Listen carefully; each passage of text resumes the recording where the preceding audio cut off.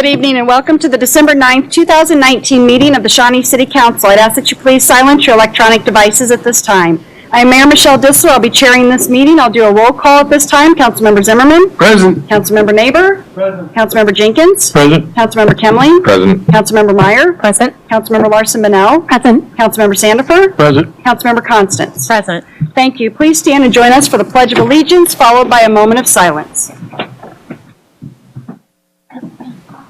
I pledge allegiance to the flag of the United States of America, for which it stands, one nation, under God, indivisible, with liberty and justice for all.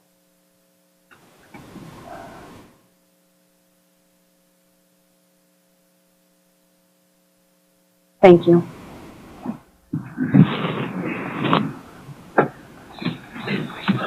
Next, I'll explain our procedures for public input. During the meeting, I'll offer the opportunity for public input. If you'd like to speak to the council at any of those times, please come forward to the microphone.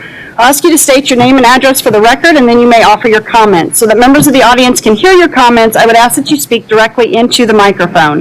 By policy, comments are limited to 5 minutes. No person may speak more than twice to any one agenda item. Only comments related to city business are permitted. Comments and remarks that are personal, impertinent, or slanderous are not permitted. Disruptive acts are not permitted.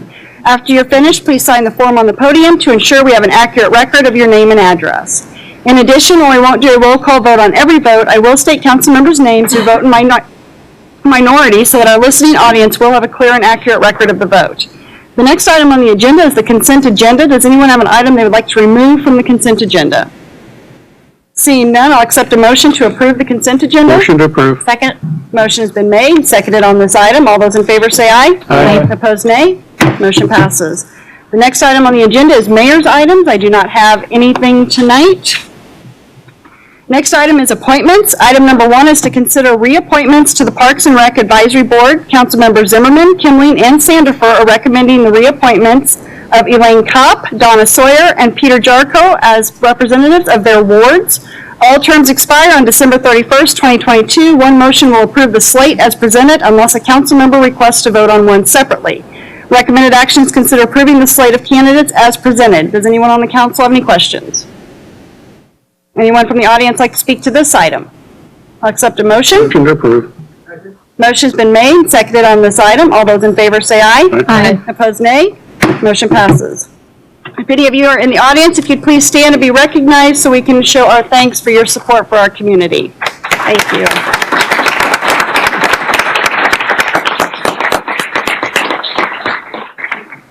The next item is business from the floor. Is there anyone who has comments on an issue that is not on tonight's agenda?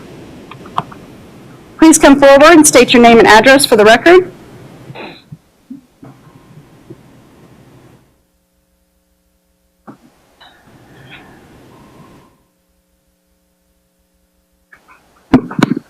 Chris Durbin, 7412 McCoy Street. I have a prepared statement here I'd like to read on behalf of 14,379 of my closest friends.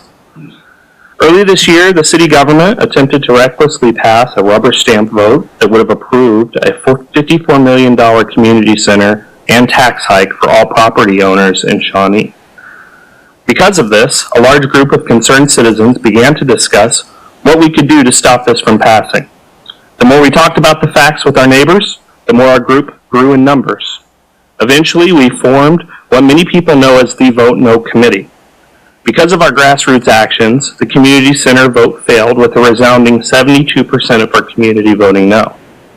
On the same day that the vote failed, the emails started rolling in.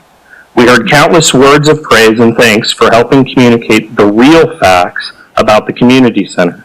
Additionally, we heard one thing more times than we could ignore. The citizens of Shawnee wanted the Vote No Committee to stick around. The citizens of Shawnee wanted the group to continue to look out for their best interests.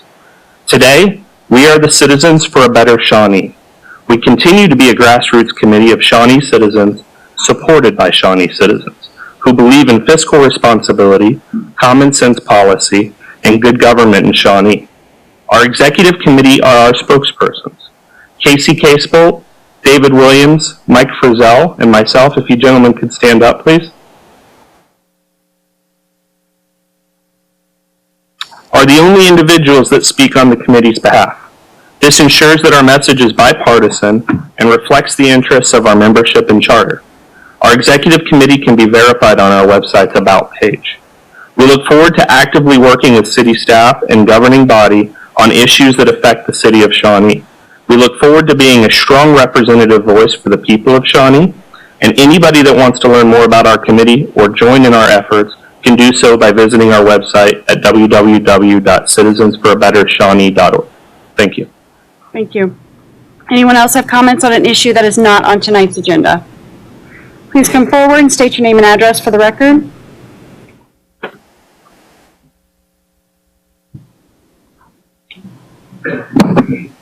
Tracy Thomas, 13022 West 76 Terrace.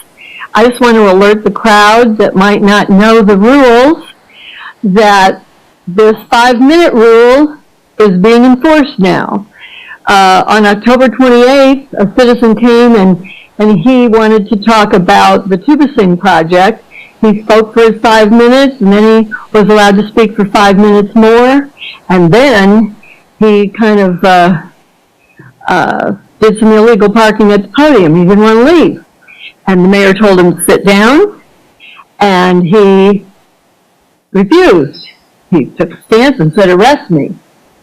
And he thought better of it, and then was kind of shamed by people at the front and the back of the room. And he walked out on his own, was not touched by the police, but he went out into the lobby, and he got a ticket the next day for $2,500. The largest ticket ever issued in Johnson County history. So, mayor speaks softly, doesn't always use the gavel, but you want to pay attention.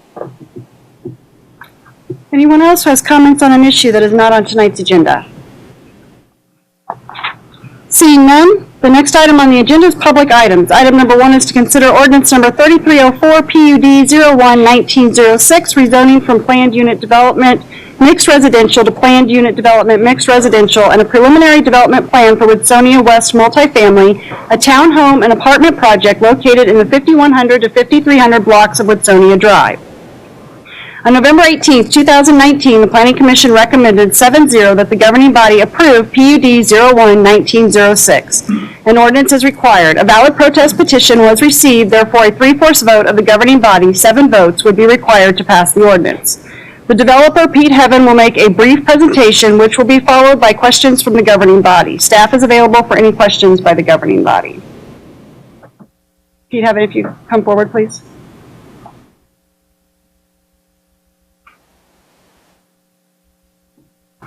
Evening, Mayor, members of the City Council. My name is Pete Heaven. My address is 6201 College Boulevard in Overland Park, and I represent Greg Prieb, the proposed developer of this site. The Prieb family, just by the way, has built thousands of units in Johnson County. Homes, townhomes, apartments, highest quality that our community enjoys. They're proud to be in Shawnee. I concur with the unconditional recommendations of the staff as well as the Planning Commission's unanimous approval of this proposal. And I'd like to spend most of this evening discussing a few things that you don't see in the staff report. I know all of you have looked at the staff report. You've seen that appropriately the golden criteria have all been met in the opinion of the staff and the Planning Commission. The staff report also compares this project to earlier projects that have been approved by this city and has shown comparisons and differences. Planning staff has looked at a traffic study prepared by a professional traffic engineer.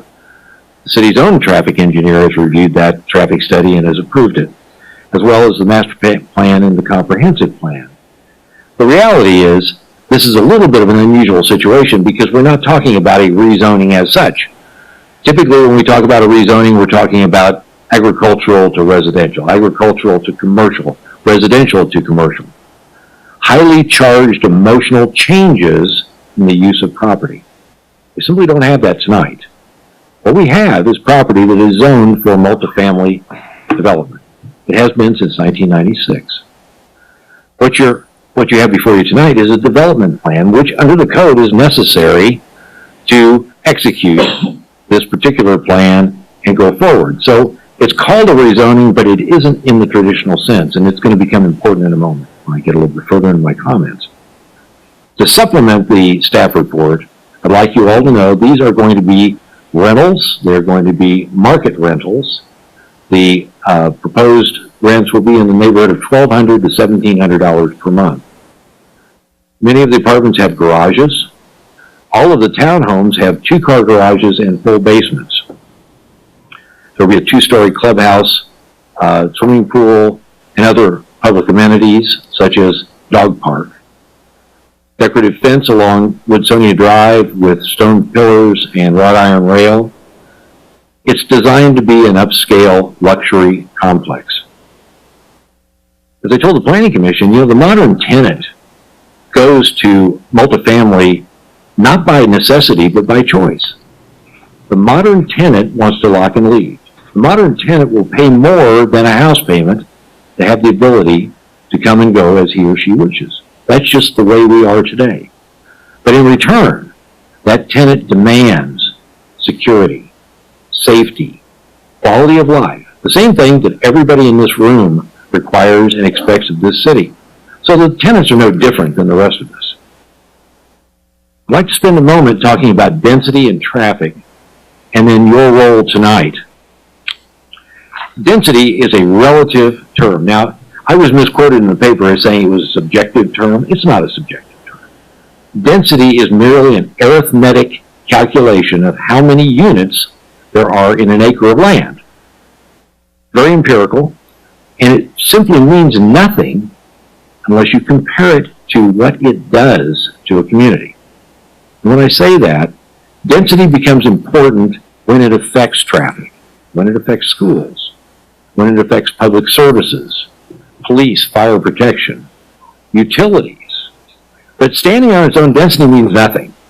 You have to have an adverse effect to test that density. Further, density has absolutely no relationship to crime or property values. None. And I would challenge anyone coming up tonight to prove that to be different. Because we're talking about density and not use. We've addressed each of these issues that are affected by density. And they've all been analyzed by your city staff and the Planning Commission, and all have found that there is no negative effect to the city and its residents. Since 1996, when this property was rezoned to multifamily, streets have been improved. We have grade separation out Johnson Drive, which was a huge improvement. We have improved utilities, improved city services. Why did we do these things? To create more density. That's exactly why they were created. So to say that density is a bad thing when all of our public services are available to those people who will be living in our city is simply wrong. The bottom line is we have met all the requirements of the city code on this particular development plan, and the property is already zoned for multifamily. So does our density have a negative effect? No, not according to your staff, not according to the professionals who have reviewed the traffic and other studies. Well, let's go a step further. And let me say at the outset, the folks in this room are our neighbors. They're my neighbors too. I don't think there's any insincerity that's going to be expressed tonight. I don't think anyone's being disingenuous. They're passionate. We found that out at the Planning Commission. But they're all our neighbors. They're all our people. So we need to give them a voice as well. But when people were talking about density at the Planning Commission, they were not quick to point out what density would be acceptable to them, just that they didn't want density. But a few did point out that, if this plan was similar to the original J.C. Nichols plan that was approved in 1996, well, the city approved that. So that would be okay. So I got to thinking about that. The J.C. Nichols plan was 398 units on 44 acres of land. Quick calculation, density 8.9 per acre. That was 1996. In 2002, KDOT took over 10 acres of this property for the improvement of the K7 interchange. In order to do the K7 interchange, a 50-foot gas line easement had to be put somewhere, and it was put on this land. So take off another approximately 3 acres. 2 acres were sold to the fire station, to the city Florida fire station. And the city has enacted a requirement that we do on-site detention, which means you commit open space for the treatment of stormwater. All that said, suddenly the J.C. Nichols property shrunk to 28 acres, what we have today. If you do the calculation, and it's all empirical, the J.C. Nichols density based upon the size of this property would be 13.9 units per acre, or 7/10 of a unit less than this proposal. 7/10 of 1 unit. And this is in light of all of these improvements that have been made to increase density in western Shawnee. So in an apples-to-apples comparison, and before someone asks, why aren't you comparing Rod Rock? I'm not comparing Rod Rock because there were no apartments on the Rod Rock proposal, but there were on the J.C. Nichols proposal.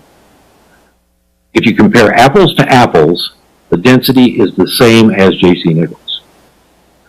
So from that standpoint, we're the same. And the city's already proved that level of density. Another comment I heard was about traffic. We have professional traffic engineers who study intersections to determine what they call level of service, LOS. Staff found, and your own city traffic engineer found, that the level of service on all of the intersections that are affected by this proposal have no negative impact. In fact, to quote the staff, the street network adjacent to the proposed development is currently well under capacity, and the extra traffic generated by the development will have little or no impact on the roadway level of service. But someone at the Planning Commission said, yes, but I come out of Woodsonia Drive and I turn left on Johnson Drive, and it's a monster. It's tough now. It's got to get worse if you put more traffic on it. So I had the traffic engineers go back to the traffic study. And it's in the study that the city has already. I just had to find where it was because I'm not a traffic engineer. After this project is constructed and fully occupied, there will be 1 second added to the delay for left turns, peak rush hour in the morning at that intersection. 1 second.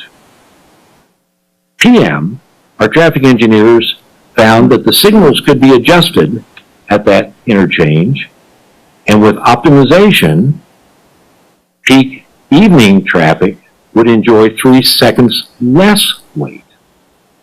So actually there is no concern, or there should be no concern about leftbound traffic on Johnson Drive at Woodsonia. This is based on engineers. It's not me. I don't know anything about it, but the engineers tell me that, and I believe they are the professionals.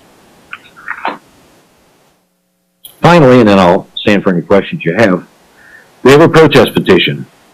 The folks in this room have every right to file a protest petition. It's statutory, but we have to understand what a protest petition does. It sets into motion a higher vote requirement. It does not change the analysis of a zoning proposal. So in other words, when you get a protest petition, you don't say, well, now I got to vote no. It just means that it's going to take 75% to pass this proposal. But it doesn't change your analysis. The analysis is the same either way. Typically, as I said before, a rezoning is for a change of use. We don't have that here. The only thing we're looking at tonight is a development plan in an existing multifamily zone. The city, on 3 separate occasions prior to tonight, has approved multifamily projects on this site. There have been reasons why they didn't go forward. But as I said, the J.C. Nichols proposal, which was approved by the city, is identical in density when you take off the KDOT right-of-way and some other public takings. As you all know, and I'm sure your city attorney has told you, and I'm a city attorney too, and I tell my governing bodies the same thing, when we're in zoning matters, we're quasi-judicial. Quasi-judicial means you sit as judges as opposed to council people. That's the law. And as judges, you have to be fair and impartial. You don't have to do what your constituents want you to do. You don't have to do what a minority or majority of people in the audience want you to do. You have to be fair and impartial. And I'm hoping you'll consider and very carefully discharge that role tonight. I'll be happy to stand for any questions you might have. I brought Mr. Prieb is here, and our engineers are here, so hopefully we'll have answers to any questions you might have. Anyone on the council have any questions for Mr. Evan? Mr. Jenkins? Yeah, I guess you could almost call it a comment, but I guess it's kind of a question at the same time.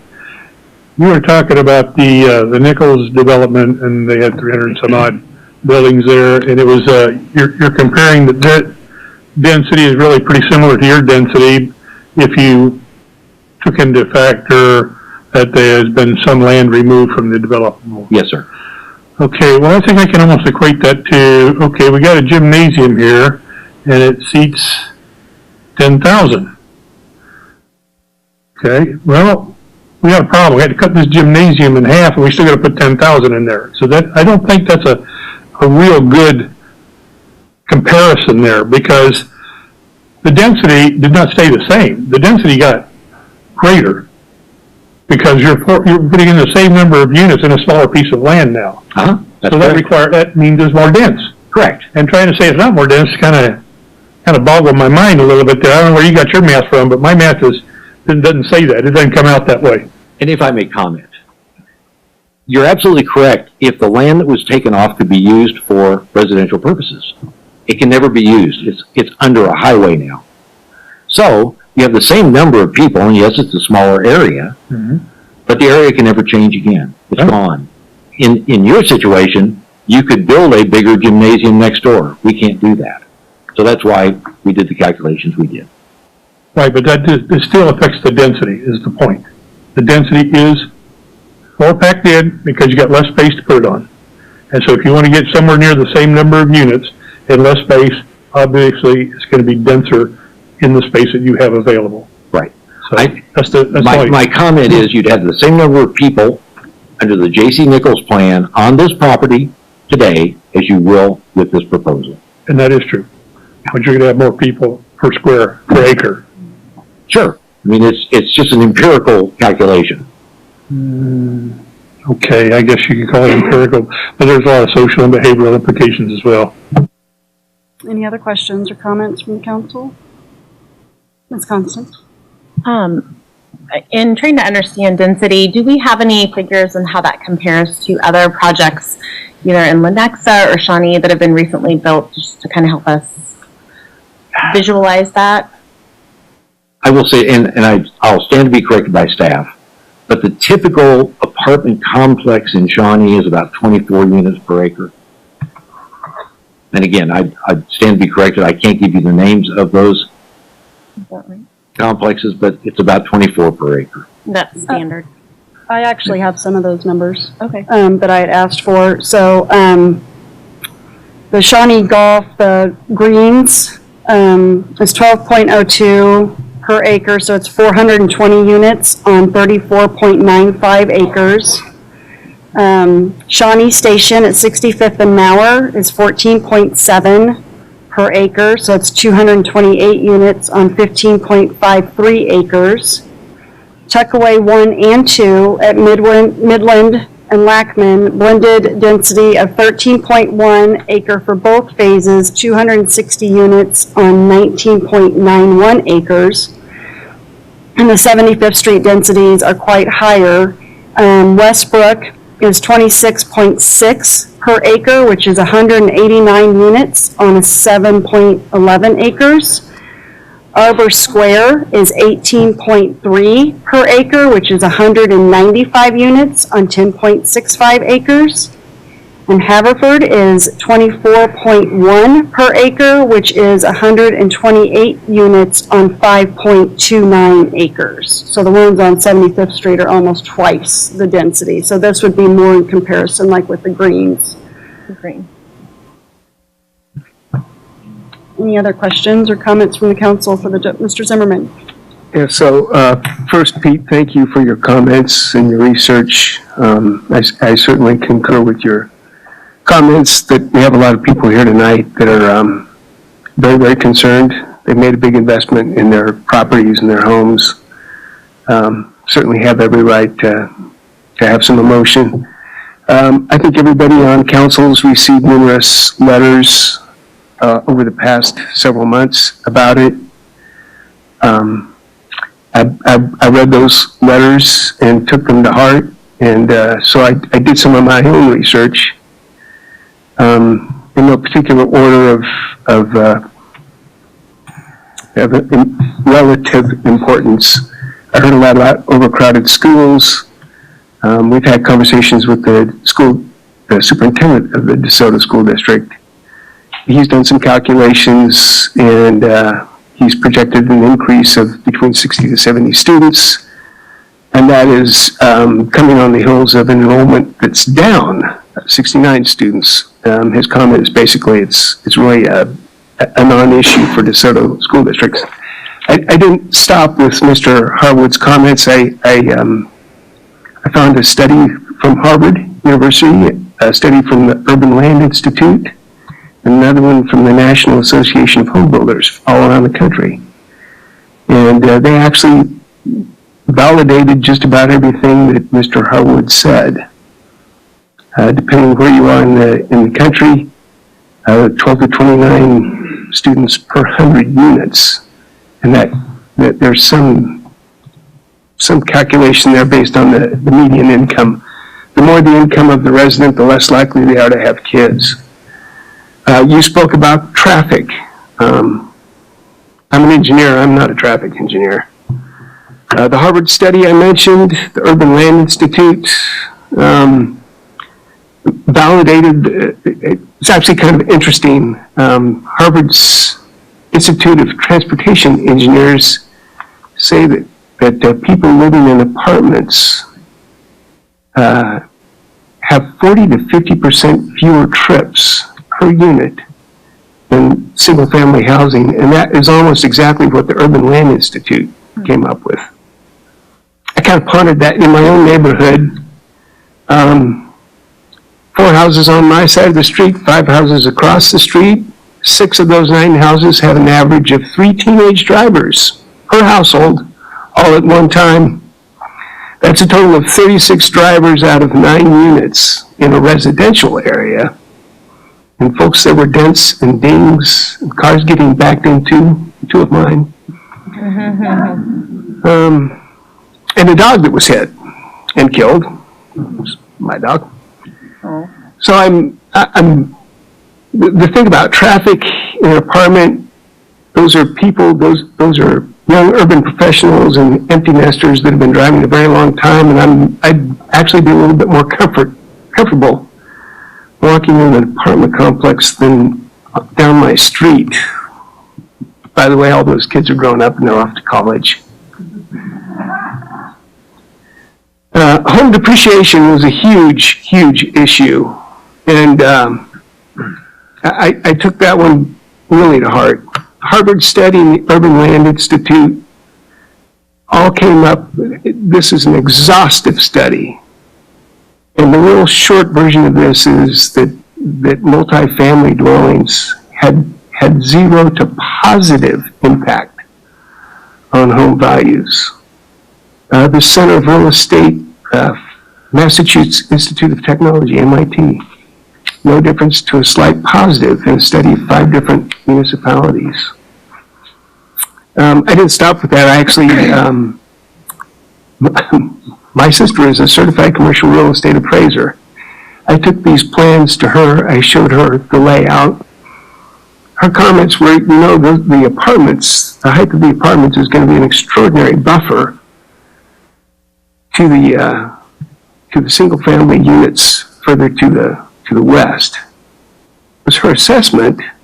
She doesn't live in the area. She lives in Wichita. Her assessment was that this development is very likely going to create a lift to the home values in that area. So the next question for me is what devalues a property? Well, some of this is intuitive. Interest rates devalue property. This is not going to impact interest rates. A bad economy. Let's hope for a good economy. Sinkholes in the area. That's a bad thing. I don't think we have that. City dumps, nuclear power plants. foreclosures in the neighborhood, fracking in the area. I don't think we have any fracking. Shooting ranges next door was a bad thing. Proximity to trains, proximity to high voltage power lines, and proximity to highways all had negative impacts on properties. I'm going to stop at that last one. Proximity to highways has a negative impact. This development is going to create an incredible buffer between that highway and the homes in Woodsonia, and I just think it deserves a little bit more consideration. And then I'm going to just finish my comments real quick with what this development means to the city of Shawnee. Everything I've heard is that the target tenant is going to be young urban professionals and empty nesters, people that want to lock and leave. During my campaign, I actually had several stops of people that were a little bit older than me, and I'm getting old. And they all had a comment that they'd like a really nice apartment complex in Shawnee, that they were looking to hang up their lawnmower, find a place, a low maintenance place, where they could go on vacation because they were looking to travel. Having this kind of density is also going to be a magnet for other developers to bring more shopping and more dining to this part of town. That's another thing I heard a ton about on my campaign, a ton. We want more shopping. We want higher end restaurants. We're not going to get that without more people in the area. And then lastly, more commercial development, higher density. It's going to bring really important tax revenues to the city that we're desperate for these days, especially commercial tax revenues. So, end of my comments. Any other questions or comments from the council? Mr. Sandifer and then Ms. Constance. I was on the planning commission 18 years ago, along with Mr. Jenkins. And one of the issues, Doug was there, this was one of the issues that had come up, is how can we find quality apartments and attract them into the city of Shawnee. And we have a couple of quality apartment sets in Shawnee, and it takes anywhere from 6 to 8 months waiting list in order to get in them. As my kids were moving out, they were looking for apartments in Shawnee, and they couldn't afford them, and they didn't want to live in subsidized apartments and raise their families. And we didn't have quality apartments that were available for them. They had to go to other cities.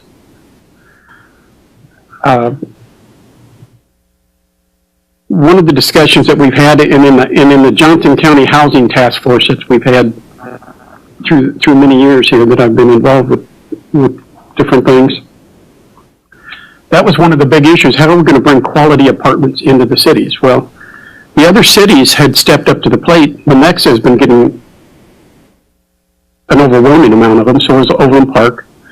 So is Wyandotte County, Kansas City, Kansas. But when it comes to Shawnee, everybody fights it, and everybody gets afraid, and it gets political, and they're afraid they're going to lose votes, and so we can't have anything like that. You know, we had Prairie Lakes Apartments over at 67th and Lackman, and it was a very difficult piece of property, and I was on the planning commission at that period of time. And I was going to meetings that there was anywhere from 100 to 250 people that were just ready to fight over this Prairie Lakes. And they didn't want it in their neighborhood. They didn't want anything about it. And the meetings went on. They had discussions with the developers, and they never really, I don't think, really came to agreements real well, but they came to a good enough agreement that I was on the planning commission, and I wasn't ready to vote for it because it actually was in my neighborhood too. And they came to us and asked us to vote for it. And then it all fell apart after we did. And everybody was afraid that all the property values are going to drop, and it was going to bring in all this different type of clientele. And realistically, the property values never did drop. Some people moved out because they were disgusted with it. And that was disgusted with it from the very start. because they didn't get their way. But at the end, it was, it's not the apartments I really want next to me, but there hadn't been an issue.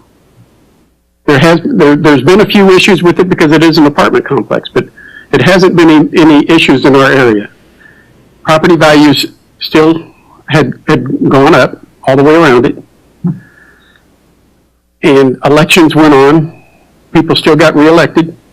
I mean, it's just, people don't like change sometimes. It's very difficult to tell somebody that owns a piece of property that you can't develop it, number one, or we want to park on it, make us a park. Well, developers don't buy property to make parks to give them to people. But they're trying to make money for themselves. There's no question about it, or they wouldn't be doing it and making the investments. But they're also it's bringing in revenues to the city. So everybody gripes about paying higher taxes. You've got to get more development in order to keep the taxes down, whether it's residential or commercial. So sometimes development isn't a bad thing. If we can get some quality apartments, this is what we've been looking for 20 years. As I said, in 96 is when they started looking over the plan to change this to more dense development so we could get some type of good quality apartments. Our problem has been getting people to come in to build them. And now that we get somebody in, I think we ought to work with some of them myself. That's all I got. Constance and then Ms. or someone else. So, and this might be coming later, I'm just curious what efforts have been made to seek potential win-wins with neighbors. I'm curious to know whether there are particular things about the project that folks have brought up that there could be a little bit of, opportunity for compromise. We've done that in some of the other development projects in Shawnee and have had success with, at the end of the day, neighbors maybe didn't absolutely love it, but felt better. So I'm just curious if there's opportunities that are still on the table. That's my question. I'm not ignoring you. I'm trying to find a slide to show you. Yes. We had a neighborhood meeting, and one of the concerns expressed at the neighborhood meeting was the fact that all of our townhomes face west toward K7. All of our traffic is internal, so all the driveways are internal on the site. So Greg Prieb decided to do something very unorthodox, and that is come up with this elevation. This elevation is the back of his townhomes. This is the elevation that will face Woodsonia Drive. It'll have no driveway, just the front of a building. When we talk about compromise, one of the problems that you have with a development of this type is giving the people who live in your apartments the amenities that they would like. And to do that, you have to have critical mass. We have looked at lowering the number of units, but to do that, you start sacrificing the amenities, such as the pool and the clubhouse, the walking trails, and things of that nature. So we're really at a point where the density is as low as we can get it, but we've tried to make this as attractive and neighbor-friendly as we can. I hope that answers your question. The one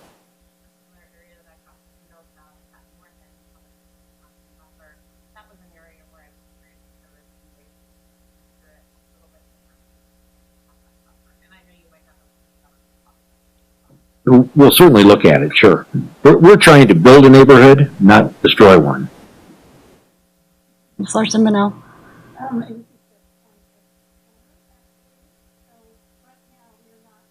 Discussion, we're just trying to ask. Yes, we're supposed to be asking questions of staff and the developer. Then we will do public comment and then we'll have, okay. Yep, thank you. Any other questions for the developer or staff? Okay. My thanks to each of you. So before I open it up for public comments, I want to go over the ground rules. If you'd like to speak, please raise your hand. I'll call on you. Public comments are limited to 5 minutes. No one can speak more than twice on this item. Please do not speak over each other or other members of the governing body or staff. I will not allow any clapping, snapping, or other outbursts. That behavior is considered disruptive to the meeting. Failure to adhere to these rules or being disruptive to the meeting will result in your removal from the council chambers by a police officer. I expect everyone to be respectful and civil. I'd also like to mention that the minutes from the Planning Commission meeting, which is where the public hearing was held, as well as the very detailed staff report, were included in tonight's packet. The governing body has had the opportunity to read those verbatim minutes, which included all of the comments and concerns from members of the public who provided testimony. The governing body has also had the opportunity to hear directly from many residents via email and phone calls and has had the time to read and respond to those concerns, many of which were the same as those provided during the Planning Commission's public meeting. Common concerns that we have all heard and have addressed include density, traffic, schools, crime, stormwater, and property values. If anyone has any concerns outside of what was addressed in tonight's presentation or what was included in the Planning Commission minutes and or staff report, please raise your hand. For the sake of time, we want to get any new concerns addressed. Each person will have 5 minutes to make their comments, but please be as brief as possible. So that being said, is there anyone from the audience that would like to bring up any new concerns related to this item? Please come forward and state your name and address for the record. Patrick Fitzgerald, 22613 West 53rd Place.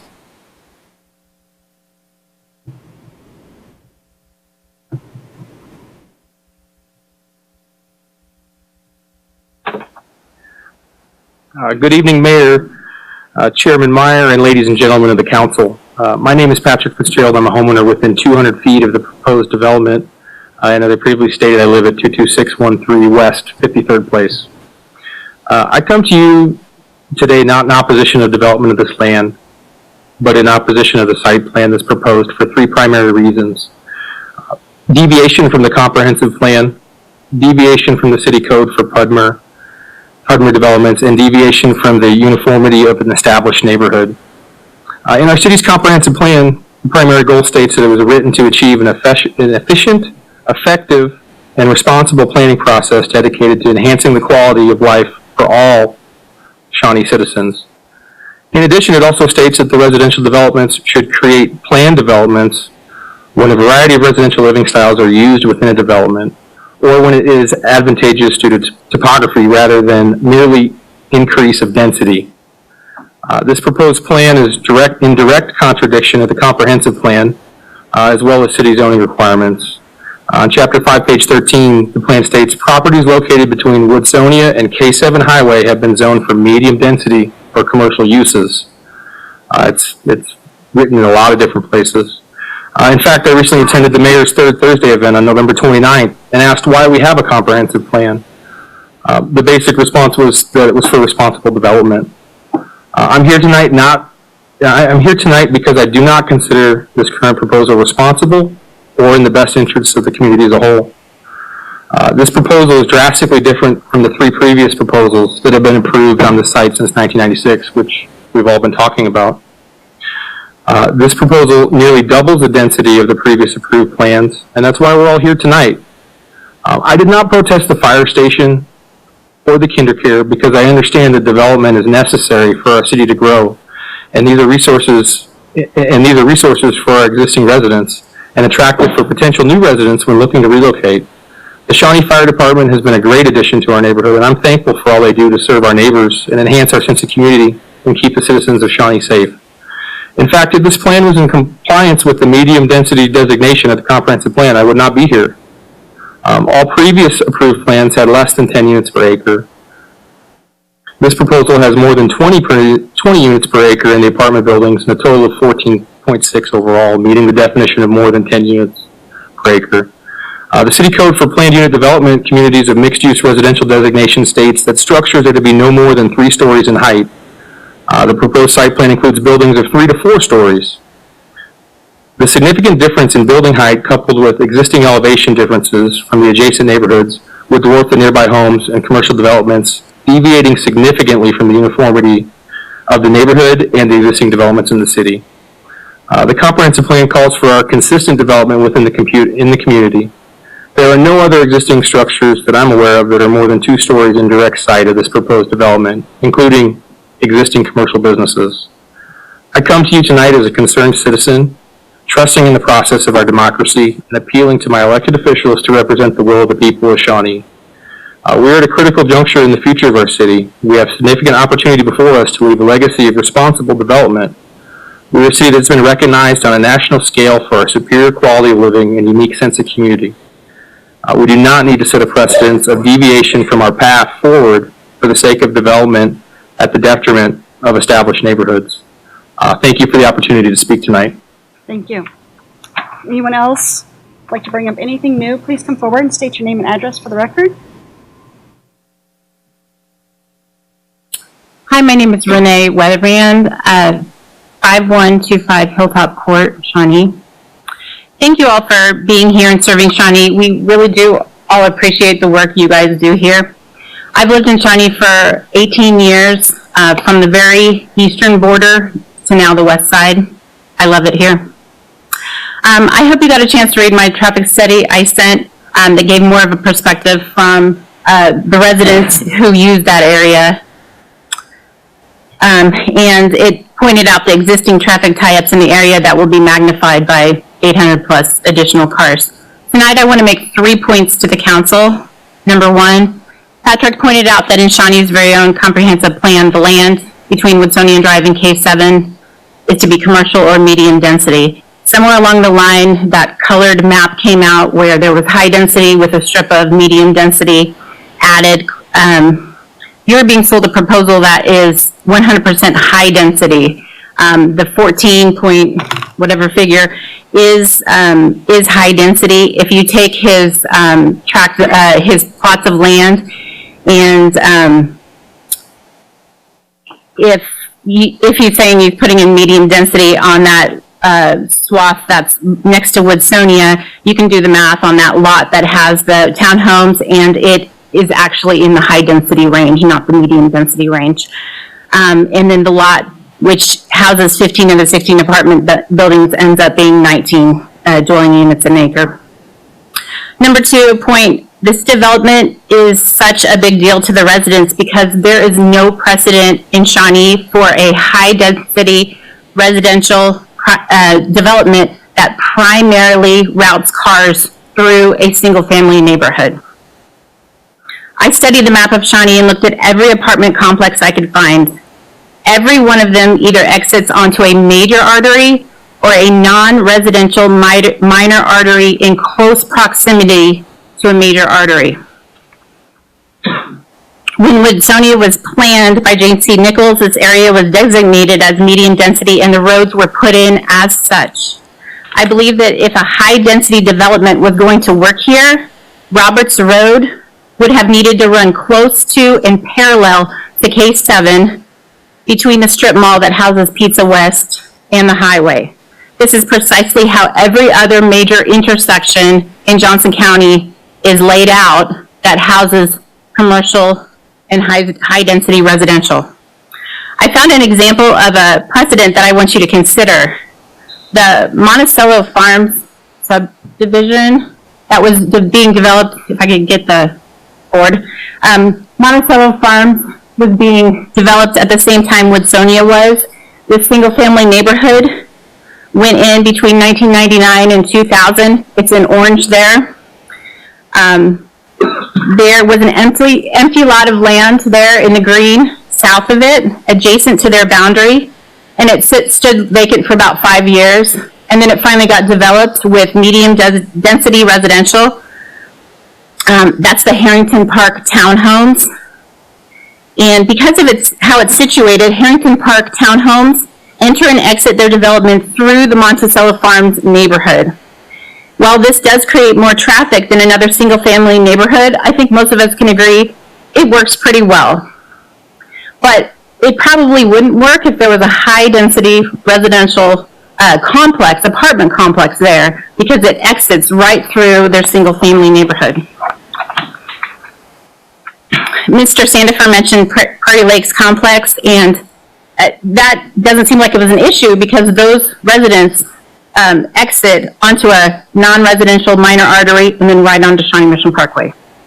My last point is, in doing research on Johnson County's AIM system, the automated information mapping system, I found that road that we call Silver Hill north of the proposed development is not actually Silver Hill there. It is named Access Road, and it falls within a state of Kansas easement. I believe the council needs clarification from the traffic engineer and KDOT as to whether this road is guaranteed to always be there. Here, I'll push it up here. Or when KDOT does their flyover road in 10 to 20 years, if that land is going to be eaten up by the KDOT and become an exit ramp to K7 onto 47th Street. So in summary, I want to say that the residents have known for years that this medium density was coming. We're not fighting the development. We would welcome a development that made sense, but our main problem is that 75% of these cars drive directly through our single-family neighborhood.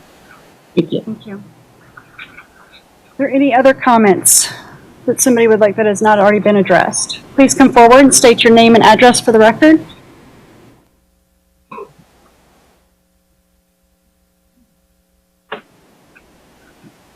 My name's Salvatore Levoto, and I've lived in this neighborhood since '93.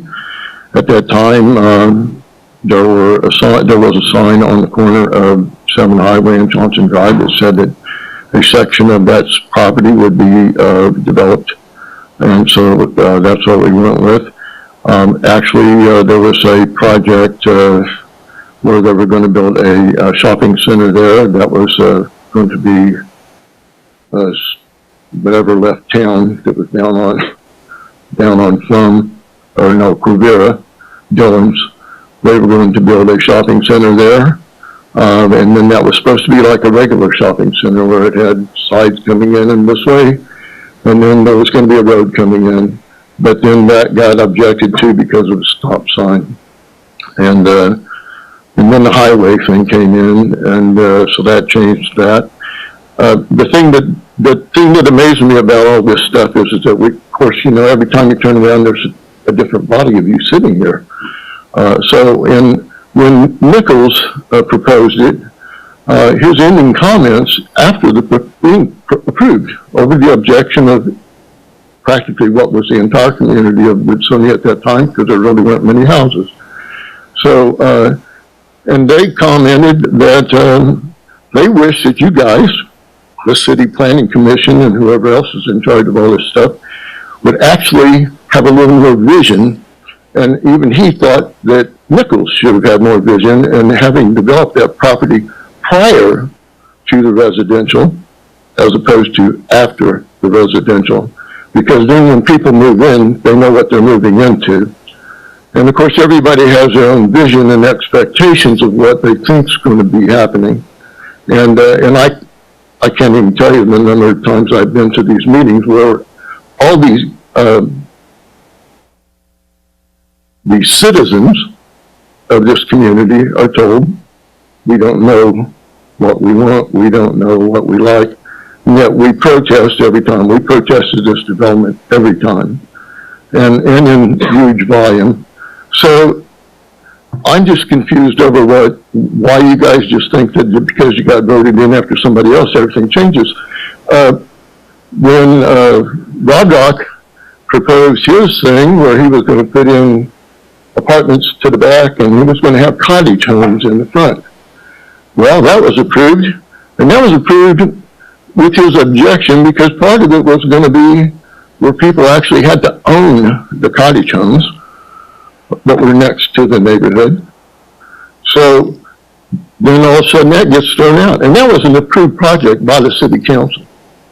Nichols was approved, but Nichols never built it. Nichols decided it was more important for him to build on the Clear Creek project than it was to lose that. He said, or he didn't say, whoever said it, or his company said that they decided to get back into the business of building homes. Okay, so and when I moved in, all the salespeople were saying, oh, well, don't worry, because this is going to be a great project, because we're going to have houses over there, which was the farm field that we're still talking about. There was going to be houses over there. That's what I was told when I moved in, and many people were told the same thing. We were also told, oh, well, you know, the city code called for 2 swimming pools for every 300 people, and they never did that either, you know. And then Nichols, or Brodock was able to get it changed to not being paid for homes the people lived in. You got it changed to being rental property. And that was after it was approved by the city council in front of the population that lived there. So I just like you guys to think about all this stuff. I mean, I know there's a big thing with the city. I've been here long enough now to know that this is mostly a pro-development city. I understand that. But you don't have to trash it out. And I don't mean that his project looks totally like trash. I've seen worse. But the thing is that when people moved out to Western Shawnee, We're at time, so you're gonna. okay, I'm sorry. When they moved to Western Shawnee, it was because they envisioned a suburban home life. We didn't come out here to live in your city. Thank Can you. you state your address for the record, Yeah, I please? know, I got a sign. Thank you. Anyone else want to comment that has not been already commented at a planning commission meeting, or please come forward and state your name and address for the record?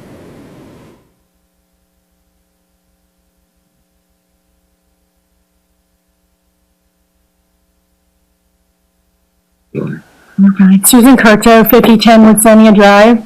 I'm not going to belabor any of the points. Thank you all for hearing public comments tonight and for reading through our numerous emails that we've sent to you all. I really appreciate that. I have a concern from the public meeting till today. We have asked for the builder to maybe consider concessions. You mentioned one of the points that I had for the northern residents where I am, that maybe there should be a bit better buffer because there's 2 homes on the corner, and then as you go down 51st to Silver Hill, those people are going to see apartment buildings. I'm also asked for consideration of the builder. That northern driveway that comes out on 51st Street is 2 houses from a stop sign, and there's no traffic study for east-west. And there's also no consideration for the 4 people, 1 house behind me in that 4-court, I think it's their addresses are actually 51st Street. But the headlights are going to be coming out on that north drive right into their houses, especially the one behind me. But there's been no, it's just the way it is. So I asked if that driveway could be maybe moved further north because there's more land and less houses that are all together there. So I just want to put a record that there's been no consideration or changes made that we have kindly asked in consideration of us, our property values. I put my heart and soul into my home, remodeling, paying my taxes over $4,000. Please consider some of our recommendations, and that's all I have to say. Thank you. May I ask a question of Ms. Curto? Can you please tell me how many resident or neighborhood meetings there were with the developer? And I know about the first meeting that happened In June at Clear Creek Elementary yes. with the builder. Yes. How many are you aware of that the builder and residents sat down? And 2 others with Patrick Fitzgerald and HOA members. I think there's been 2 others besides that big community meeting. Okay. That's what I'm aware of. Thank you. Okay, anyone else have any comments, or please come forward and state your name and address for the record?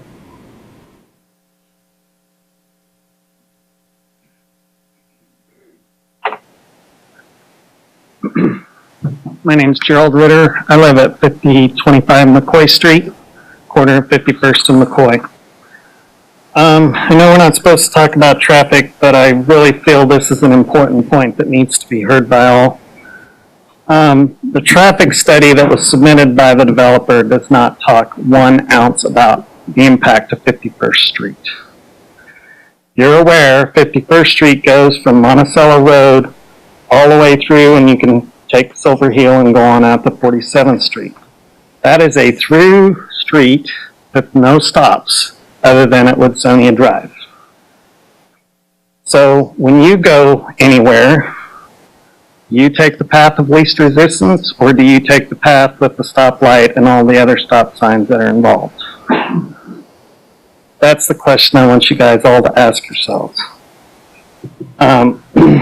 And there are numbers of 24% of cars and 27% of moving in the AM and PM. I think those are incredibly low. If you've ever been around most apartment complexes, go there during the daytime, during working hours, and then go back after hours, say 7 o'clock at night. See how many different number of cars there are in those apartment complexes.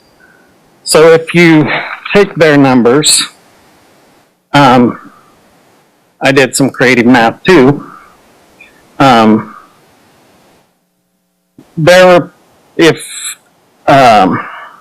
Using their figures, got 819 cars. There's 819 spaces in there, so it could be a potential of 819 cars. If you take, and the other thing about the subdivision, there's a straight road that goes straight through it. So I'm anticipating with the path of least resistance that 50 to 60% of that traffic is going to come right down 51st Street, which goes past all houses that face that street, have kids that play in their front yards. When you go through Oakmont, which is the last subdivision just before you get on Monticello Road, many times at night, there's cars parked on both sides of that road, and you have to take turns, one car getting through there at a time. So if you take their numbers, that's 132 cars per day. I think if you get more realistic with 35% leaving that complex, that's 172 cars a day. And that's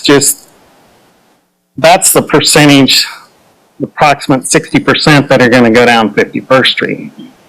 We need to get more data on that traffic impact to 51st Street.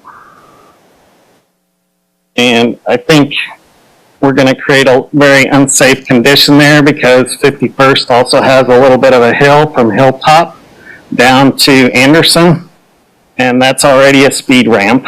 On any given day, my house is right on the corner of 51st and McCoy is about halfway down that slope. And on any given day, I can watch cars going by, and they're doing 35, 45 through a 25-mile-an-hour zone. And I'm really concerned what that's going to be like when you double, triple the traffic coming down 51st Street. And so I would like to ask at a minimum you do a legitimate traffic study done by a third party, not funded by the developer, so that we can get some legitimate data on what that impact is to 51st Street and those two neighborhoods. I have a lot of little kids that come down McCoy, go into the swimming pool in Woodsonia, and I'll be honest, I see them all the time riding their bikes right out in the street, and they're not very cognizant of traffic, and it scares me. And the other thing that, so that to me, I would ask you to table until you at least get a legitimate traffic study done. And also, is it possible that the developer could remove all impact to Woodsonia by making a big circle in there? So basically, you come in and it's just a big circle, you go around and you go right back out on Johnson Drive. That's where their traffic data says it's okay. So put all the traffic out there on Johnson Drive instead of allowing half of it, or at least somehow restrict the development so that it makes it difficult for the residents to go down 51st Street. Because I truly believe that path of least resistance is going to be a major problem for the neighborhood. Thank you. Thank you. Are there any other new concerns related to this item? Please come forward and state your name and address for the record.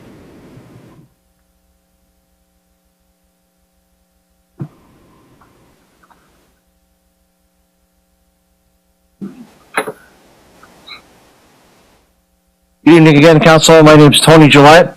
Live at 21613 West 60th Terrace in Western Shawnee. I'm not a member or a resident of this particular project, but I live closer to Mill Valley High School, so it is part of my neighborhood. The issue I'd like to bring to you today is I attended the Planning Commission meeting, which was another marathon meeting that citizens endured. And I want to bring a frustration level that many residents have, and I want to speak to that specifically because we have to address it here because it did not get addressed at the Planning Commission. I think the Planning Commission should be planning.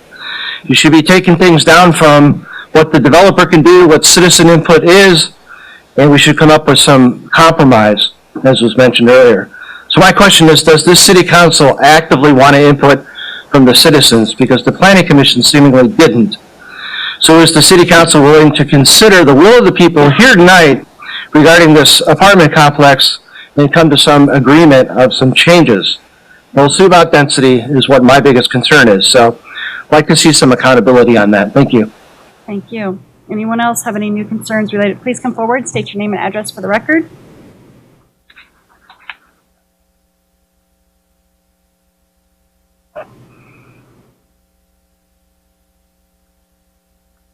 Hi, my name is Lisa Mishi Lawson. My address is 22413 West 53rd Street, Shawnee, Woodsonia. I actually sent my comments ahead of time and didn't think I would be speaking tonight, but I heard some things that are new and were concerning to me. One of the things I heard from the applicant is that you all are to be judges, and you all are to make an impartial decision. And then I'm hearing conversation, and I think, your job is to be discerning buyers because the applicant is obviously selling you a plan. And I saw that same sales pitch at the Planning Commission meeting. The sales pitch is very strategic, and it does strategically exclude the traffic study like several people have mentioned. That traffic study assumes that all traffic will stop at the intersections of 53rd and 51st Street where they run into Woodsonia and Silver Heel. There is no barrier to keep that traffic from going east-west through the neighborhood. So whether you're a judge or a buyer, I hope that you will consider the citizens' comments on that. Certainly, we've all addressed density. I'm not going to say that again. But whether you're a judge or a buyer, it's a concern, and it's a concern of the citizens. I would hope it's a concern of yours. But I really don't think your job is to be a judge or to be a buyer. Perhaps I'm being naive, but you're our city council. You're elected to make decisions for us. And I trust that process, as Patrick mentioned when he first started speaking. And I really appreciated his point that we need to have responsible development. Shawnee deserves responsible development. And this plan, as it's being sold currently, does not fit responsible development. It does not fit the medium density for that land. It does not fit with the structure being taller than 3 to 4 stories. It doesn't fit with Shawnee. So as our city council, I implore you to please act as our elected representatives and do what you feel best. Thank you. Thank you. Any other comments from the audience? Please come, sorry. Please, you and then you. Please state your name and address for the record.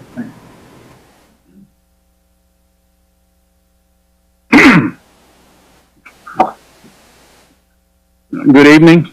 My name is Dan Renaud. That's R-E-N-A-U-D. I live at 5408 Amended Street, there in Western Shawnee and Woodsonia. And I've had some communication already, but I wanted to stress a couple things, if I could, and I thank you for that opportunity. One of my major concerns about this development is that it's rental property. I went to the meet and greet and made that comment. And I was told how nice they were and how good they were, and this would be great and wonderful for the community. But they don't have skin in the game. People have moved to Western Shawnee, bought houses, built houses, and they have skin in the game. They take care of their property. They make sure it's safe. Who knows what's going to happen to this development in 5 years, in 10 years, in 15 years, and you've seen apartment complexes that have gone down, that they're forced to lower their prices. They're forced to get less than perfect people in there. And if you talk to police, a lot of their problems are in apartment areas and around apartment areas. So I want you to think about that just a little bit. The traffic issue is one that I've been harping on for a long time. We were sold a bill of goods several years ago, many years ago, I don't know many, regarding how nice it would be to have that turnaround and overpass at K7 and Johnson Drive. This was going to be great. I went to the DOT meeting, was told how great this was going to be as far as reducing congestion, improving traffic flow. That is the most dangerous place in Shawnee, in my opinion. In the rush hour in the morning, in the rush hour at night, you take your life in your own hands going through that double turnaround. It doesn't need any more traffic. It's got plenty the way it is. My wife and my daughter won't go near it any time of day because it is that scary. And the traffic is getting heavier and heavier and heavier. One of the problems we got about any developmental actions that we take here in Western Shawnee is traffic flow. We've only got two major east-west arteries, Shawnee Mission Parkway and Johnson Drive. Shawnee Mission Parkway is getting so busy, there's almost as many cars on that as there is on 435 at certain times of the day. There's times of the day that you can look back to the east and you can see bumper-to-bumper cars coming west on Shawnee Mission Parkway all the way back to 435. And it's getting worse. A lot of those cars are jumping off onto Johnson, so that is getting worse. A lot of those cars are sneaking through the intersections or the streets of Woodsonia, and they're not going slow. Traffic is a major issue. Adding some 800 more cars in a very small area in high times of the day is not good. I don't know who does studies, and I don't have studies to give you, but I've lived out there for over 23 years. And when I moved out there was nothing out there but deer on K7. My kids learned to drive out there because there was no cars on K7. Then we got this idea of this double turnaround. And that has not lived up to its proposed plan, in my opinion. And it's just made it worse. Okay, we're at time. Okay, one last thing if I can, please. Again, I'm not much for studies, but I saw back in 23 years ago plus, when they talked about the Nichols program, I saw our property values drop. They came back when it got canceled. The study on the school of some 68 students, unfortunately, if you do simple math, and a half a student, an apartment is 213 students. Okay? Do one per apartment, it's 426. I just got my tax bill. My tax bill for school alone is now over $1,900. It went up 25% across the three areas that I pay taxes on for schools. Thank you for your time. I certainly appreciate you being here tonight. Anyone else have any new concerns to address? Please come forward and state your name and address for the record.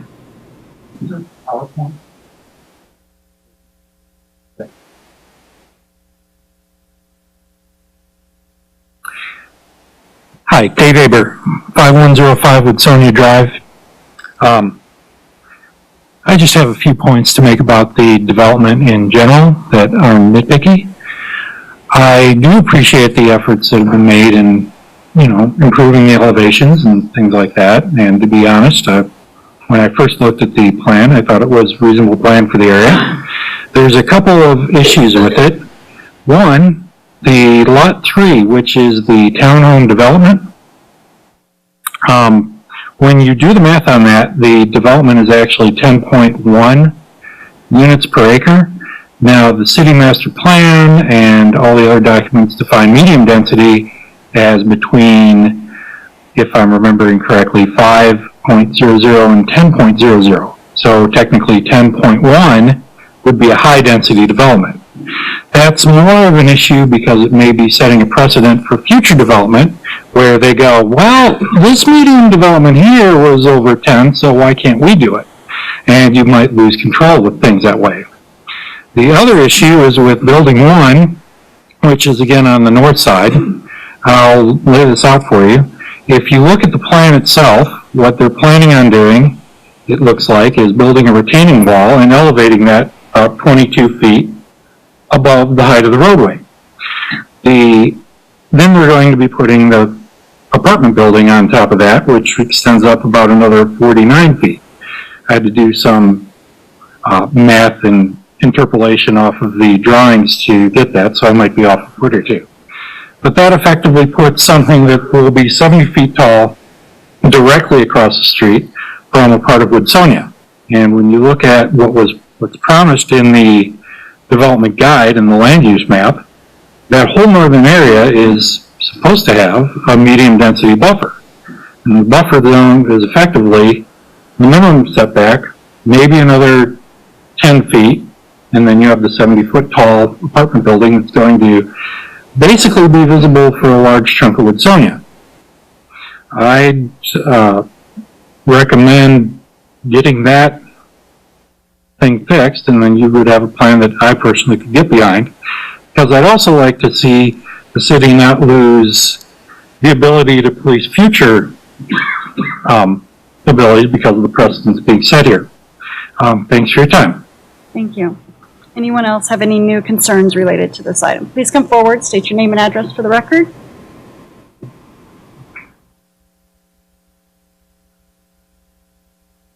Sophie Sinha, 5212 McCoy Street.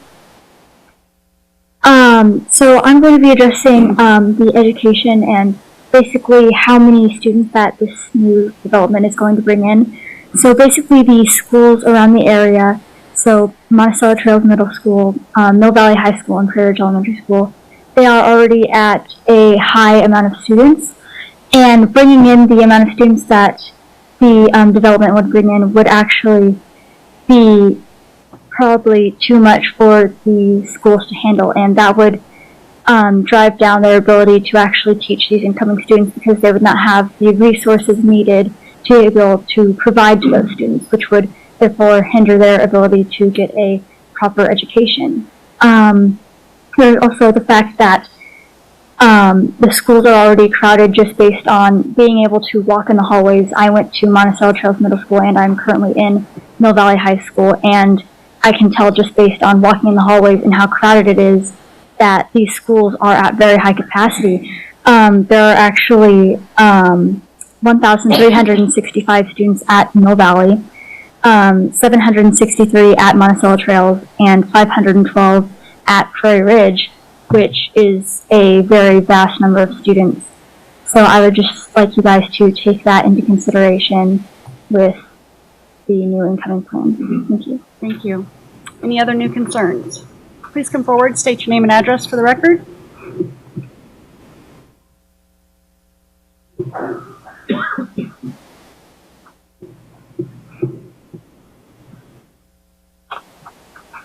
Dennis Monahan, 15100 West 67th, Shawnee, Kansas. I actually have worked in the community, and I've worked with the developer, Mr. Preeb, and I just had to say something when I've heard people talk about not having any skin in the game. I think Mr. Preeb will have more skin in the game than probably any other citizen in that area. The other thing, a lot of these projects that come in and bring in outside investors, and they put a lot of money in these projects. The projects come in, and then after a few years they're sold to other investors. That is not the way they do things. They build these units, they manage them, they own them, they have their own equity in the project. There's nobody that wants these projects to go better than Mr. Preeb. So I just had to say that because I was hearing things being said about not being cognizant of the community and whatnot. That is not the case. I've worked with them for a long time. They do a very good job of working with the community and taking care of their property. So, and they will have a lot of skin in the game. So that's all I got. Thanks. Thank you. Any other new concerns? Please come forward, state your name and address for the record. Hi, my name is Karen Padilla, 22914 West 51st Street, Western Shawnee in Woodsonia. I really just want to kind of redirect a couple of comments. First of all, we really appreciate the fact that you guys are here listening to us. We know it, late, you have other agenda items to get to, but we appreciate the fact that you're willing to do diligence to the process. We also had hoped that of the Planning Commission. When I talked to various people throughout local communities about this project, time and time again, people told me, it's already a done deal. You're not going to have a chance. And I kept saying, no. I've lived in Shawnee my whole life, 40 plus years. I won't say the exact number, but I believe in this community. I've seen the growth that's happened in Shawnee in the time that I've lived here. And I have foundation that this process can work for the residents, and we do appreciate your service in the process. I wanted to comment on a couple of things. The gentleman that just spoke and the earlier attorney that spoke on behalf of the developer. From the beginning, many of us, most of us, have turned out from the very first community meeting and expressed the same things that you guys have heard tonight. We've asked for concessions along the way, only to be told no. I spoke only to Mr. Preeb that night and asked several times, would you please be willing to consider lowering the density? That is the primary concern of the residents in the area. And he said, no, we are going to go with the plan we have. We asked for concessions about traffic. Would you be willing to reroute the traffic out a different access road? Take it out, I believe it's Roberts that dumps out by the fire station, and make it a circular path. No, we're going to keep the path as it is. I'm not sure who asked for the back of the building to look like the front of the building, because that seems to be time and time again the only concession mentioned. And it's not the concession that I, at least personally, anybody that I spoke to asked for. We're passionate because we care. We're not anti-apartment. We're not anti-development. We live in that area. We want development to happen for our city and our community. But we want it done the right way for the neighborhood and for the long-term well-being of the city. So thank you for your time. I appreciate it. Any other new concerns? Okay, seeing none, I would like to ask our traffic engineer, Kevin Manning, to come up. I do have a couple questions related to the traffic.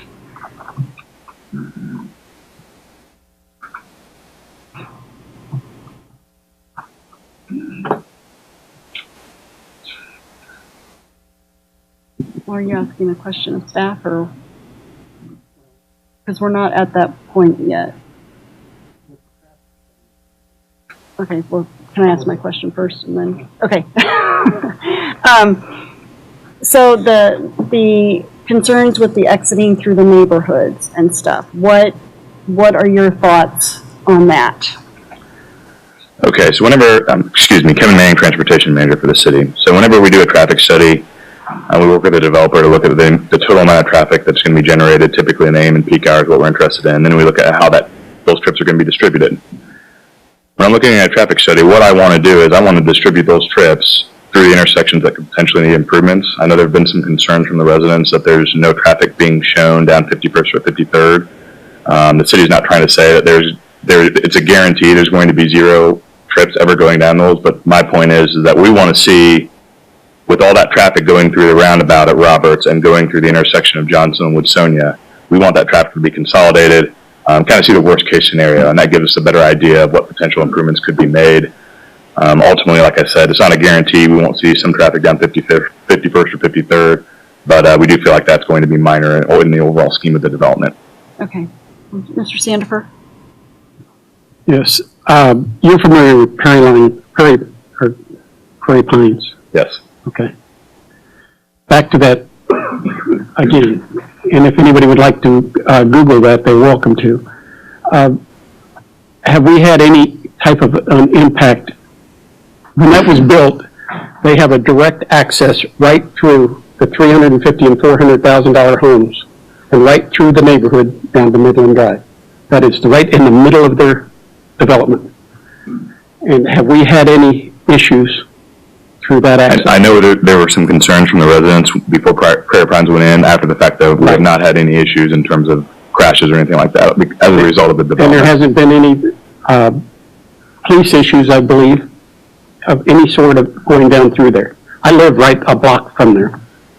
I'm not aware of any, but the police department would be welcome to comment if they have any additional comments.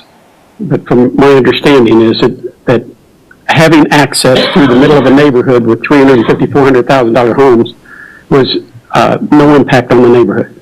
Is that correct? I would say the traffic impact to the neighborhood was not significant. Right. Ms. Constance? I have a question. I definitely trust your assessment on expecting it to be minor.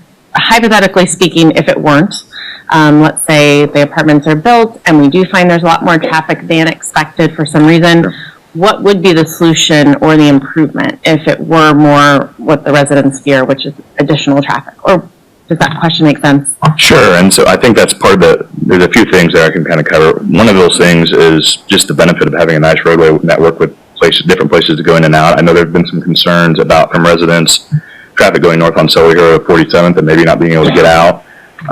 If that is the case, residents do have an option of going south on Roberts and getting on K7 at a different location. And if you look at kind of different routing through this area, you'll see, and anyone can do this on Google Maps. You don't have to take my word for it, but you can kind of place your beginning point and end point. The shortest route coming out of this development from the north or south is going to push people towards K7 and our arterial roadways. And so we're pushing people onto Johnson by the GPS data and 47th Street and K7. So regardless of where people are going, they have different routes to get there, but mostly those routes are going to be on our roadways that are built to handle additional traffic. So is what you're saying, to understand that 51st Street already has the improvements that would be necessary to handle additional traffic if what the residents fear happens? So 51st and 53rd Street are classified as basically residential collectors, and they were built to a wider standard in order to potentially handle additional traffic. Generally, those roads are built anywhere from 5 to 10 feet wider than a traditional residential road.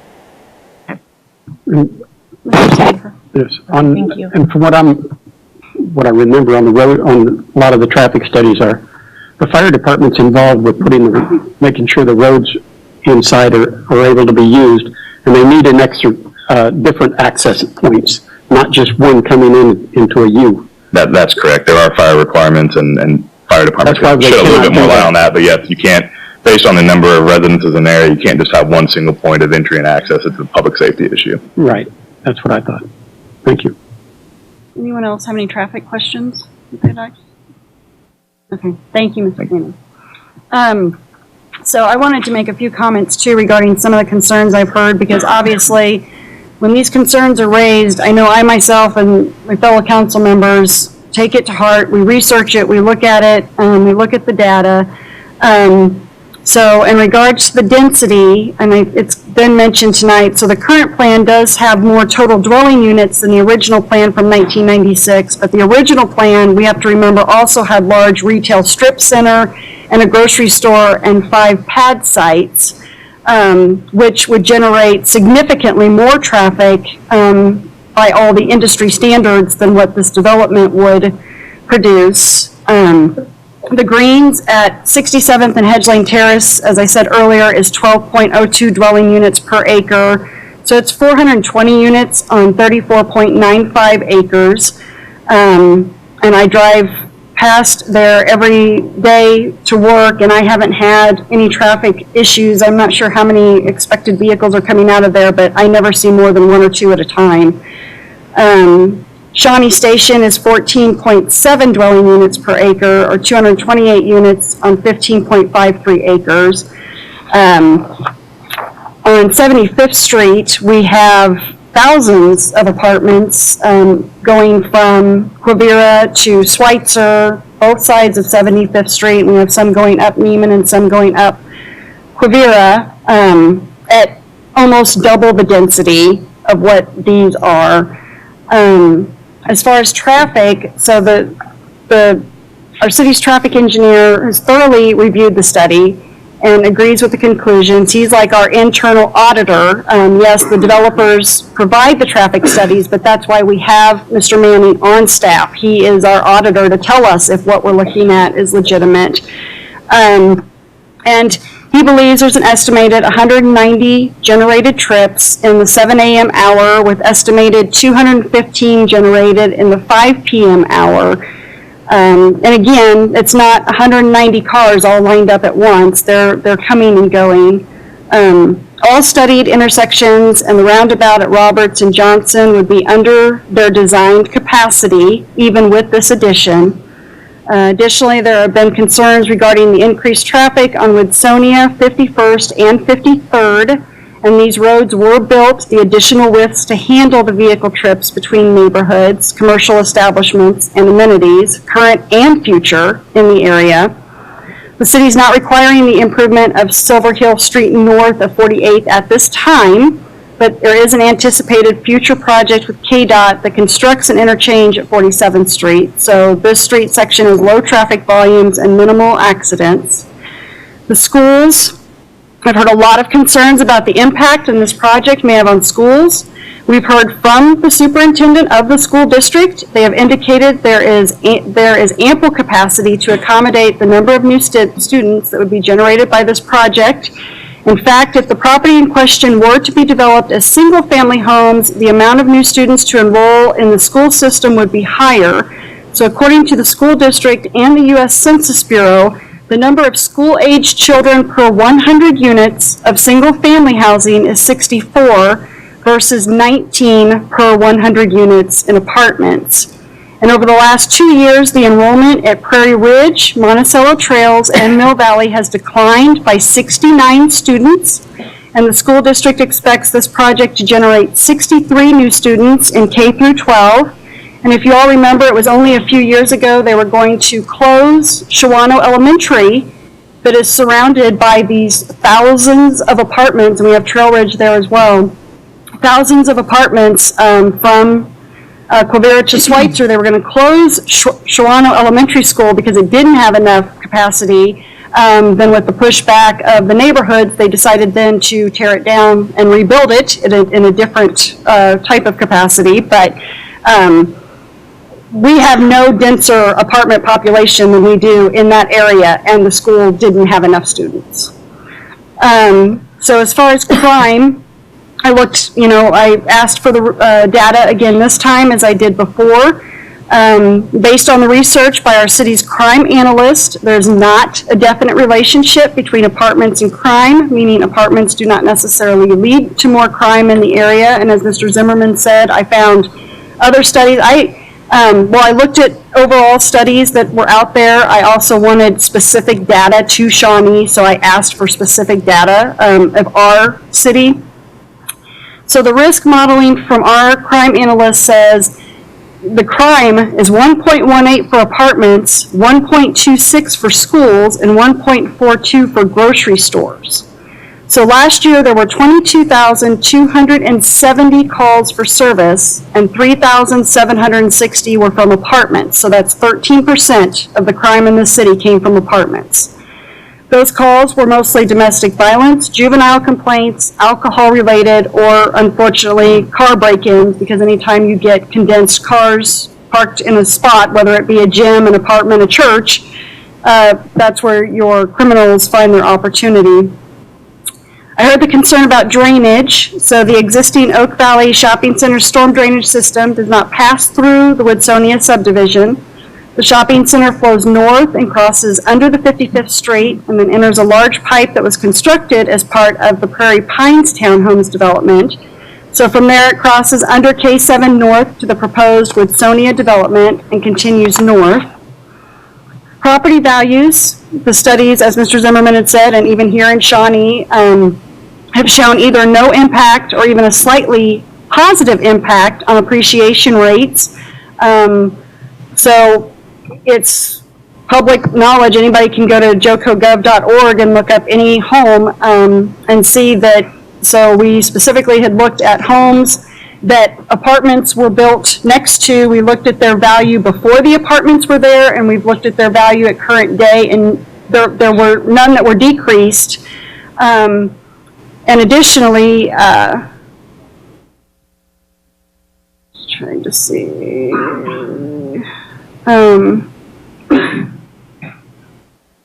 yeah, so there was no shown impact to property values. And even looking at, again, the greens, you have these homes that are over $500,000, and there's apartments right there.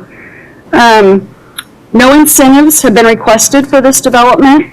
And the studies have shown, so back when I first got on the council, said it cost government entities $1.15 for every tax dollar brought in with residential development, 85 cents for every tax dollar brought in for commercial, and 35 cents for every tax dollar brought in for undeveloped land, because trees don't go to schools and don't need snow removal and curbs and gutters and storm sewers and all of that. But then recently, the studies that are out that are more global show it's double the cost in single-family residential. It costs government entities, and like I said, that includes all levels of government, not just the city, but schools and everyone, double the tax dollars that are brought in when it comes to single-family development. I want to make sure to dispel the rumor about the land for Fire Station number 74 that was put out. It was falsely reported that the city purchased the land for below market rate from the developer of the proposed apartment project. This is untrue. The property was worth less than the current appraised value because it was not developed when we purchased it. The property value increased after the city put in 53rd Street, utilities, and the fire station. At the time of purchase, the city had no knowledge of this current project that is before us. So I want to make sure that is out there. And then one other thing that I kind of find disheartening is I received a couple of emails that stated we don't want those people in our neighborhood. And I have concern with that because, as one gentleman mentioned at my coffee, I don't think this last one was before, there were folks talking about, with an anti-apartment verbal conversation, and afterwards a lady comes up to me and she says, I didn't want to say anything while they were all talking because I didn't know how it would be received, but I am a sergeant in the Army and I live in an apartment, and it really upsets me that this is what these people think of me. And in addition to that, I am at so many events, and I do hear from our senior citizens that are wanting to downsize. I do hear from our millennials that don't want to own anything. There's a 24-year-old, I kind of call him a kid because I'm so much older than him, but lives in an apartment, doesn't want to own a car, and he takes Uber to work every single day. And to me, this is unfathomable. I couldn't wait to get my license at 16 and buy my first car. But it's a different mentality. They don't want these responsibilities. We have our military folk that are deployed often, and they don't want to have to care for the home. We have, when we were doing our Imagineering sessions, we did one for the teachers and other public school educators here in the city, and they said, you know, their teachers don't have any place to live by the school district because the Greens always has a wait list. My pastor had to wait to get into the Greens apartments because they had a wait list. You know, and public safety. We have several police and fire that live in apartments, and we have the vice president of my department, even she lives in KC because she doesn't feel like we have any place here for her in Shawnee. So I don't like that when I hear that we don't want those people in our city, because I do want those people in my city. They're great, wonderful people, and so I find that a little disheartening, and I hope that that changes. And I'm going to open it up for the governing body comments, questions, and that, but I do want to remind everyone that the Kansas Supreme Court identified the 8 factors a court would review to determine if a governing body acted reasonably when approving or disapproving a rezoning request. And those factors became known as the golden factors, and include 1, the character of the neighborhood, 2, the zoning uses of nearby properties, 3, the sustainability of the property for the uses in which it is restricted, 4, the extent to which the change will detrimentally affect nearby property, 5, the length of time the property has been vacant as zoned, 6, the gain to the public health, safety, and welfare by the possible diminution of value in the developer's property as compared to the hardship imposed by the individual landowners, 7, the recommendations of a permanent or professional planning staff, and 8, the conformance of the requested change to the city's master or comprehensive plan. So the governing body's decision, in essence, when it came to the word of, you have to look at this as a judge, because it has to be based on factual information, and consideration of public sentiment must therefore be related to one of the golden factors. So the recommended action is to consider passing ordinance number 3304, and again, 7 votes are required for the passage. So I open it up for any further discussion from the council. Ms. Constance. I have a couple of questions, possibly for the developer, still trying to see if there's a little bit of compromise available. So the first would be on that north end. When I look at the picture, is it possible to perhaps curve those townhomes around a little bit so that buffer that was mentioned was also available to the north end homes? My other question was, I was wondering if on the map you could just kind of explain, I see there's apartments in the middle and then also going along K7.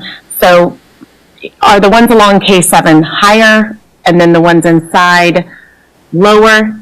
What I'm wondering is what is the sight lines like for the homes? And it would make sense to me that you might have, you know, I recognize it might not be feasible to change the density, but is it possible to make some of the apartments higher, reduce the size on the ones that are closer to the homes for those visuals? Or is that already part of the plan and I just, could you speak to that a little bit?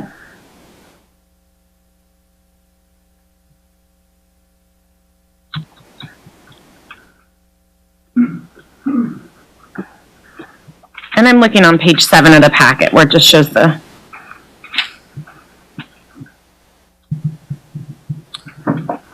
Greg Brebe, 651 North Somerset Terrace.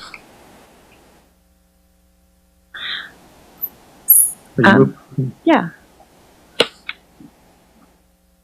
So did my question make sense, Mr. Brebe? So right where the arrow is, you know, I see these houses across the street from 51st.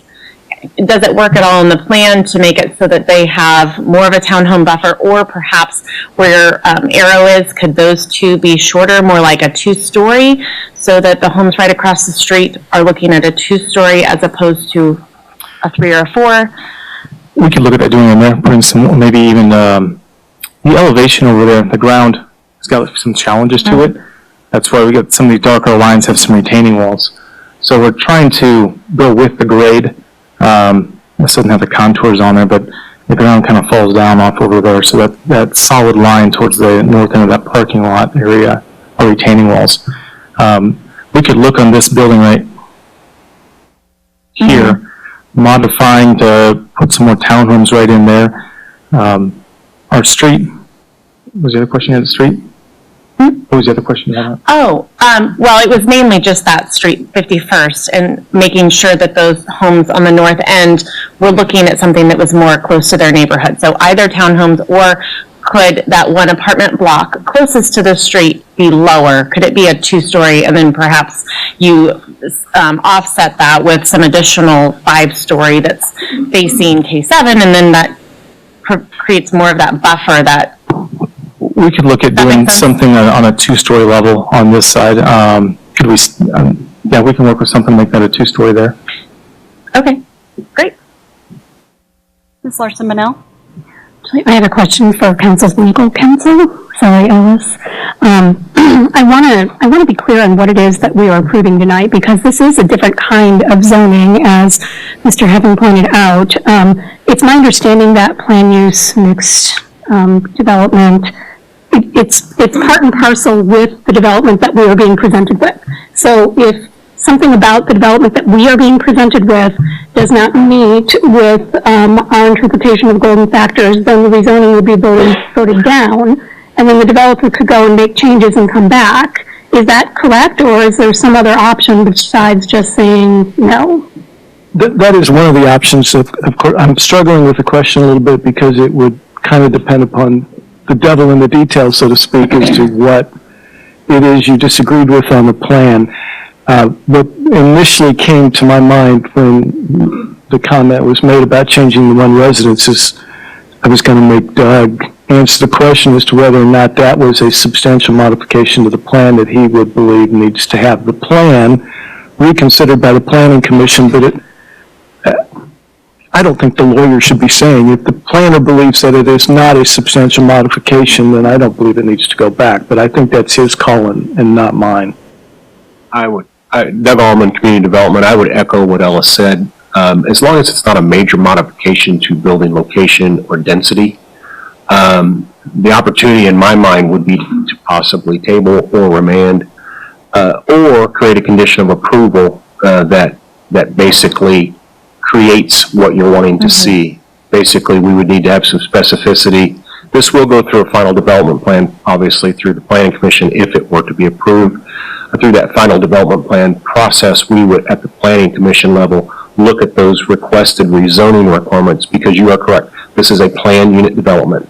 The plan is directly tied to the zoning. So you have the right to make those conditions of approval to a zoning, especially if the applicant is agreeable to it, which I'm hearing that he apparently is.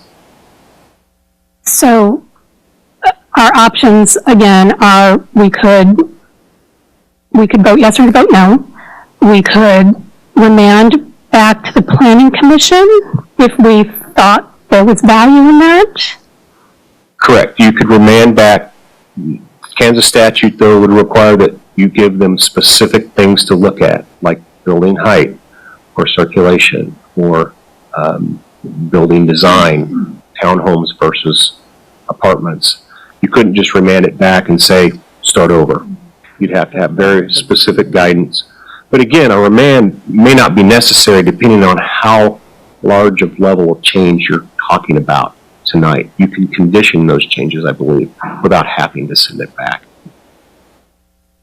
You believe Yes. that we could condition those changes? The reason I say that is because there will be a final development plan approval through the Planning Commission that would basically incorporate those conditions of approval. The other option was, of course, the first one that Doug mentioned, but you didn't mention the second time, was that you can make it a condition of your approval of this particular plan. Yes. Okay. Okay, that was my question. I do have comments. I don't know what order I am in line, though. You still have the floor. Okay, thank you. I did create some prepared comments for this evening. With regards to evaluation of this project, I take my role as a city council member very seriously. I understand my obligations under the law as well as my obligations to our citizens. I now understand all of our options this evening, so thank you for the clarification. To say that this is an unpopular project is an understatement.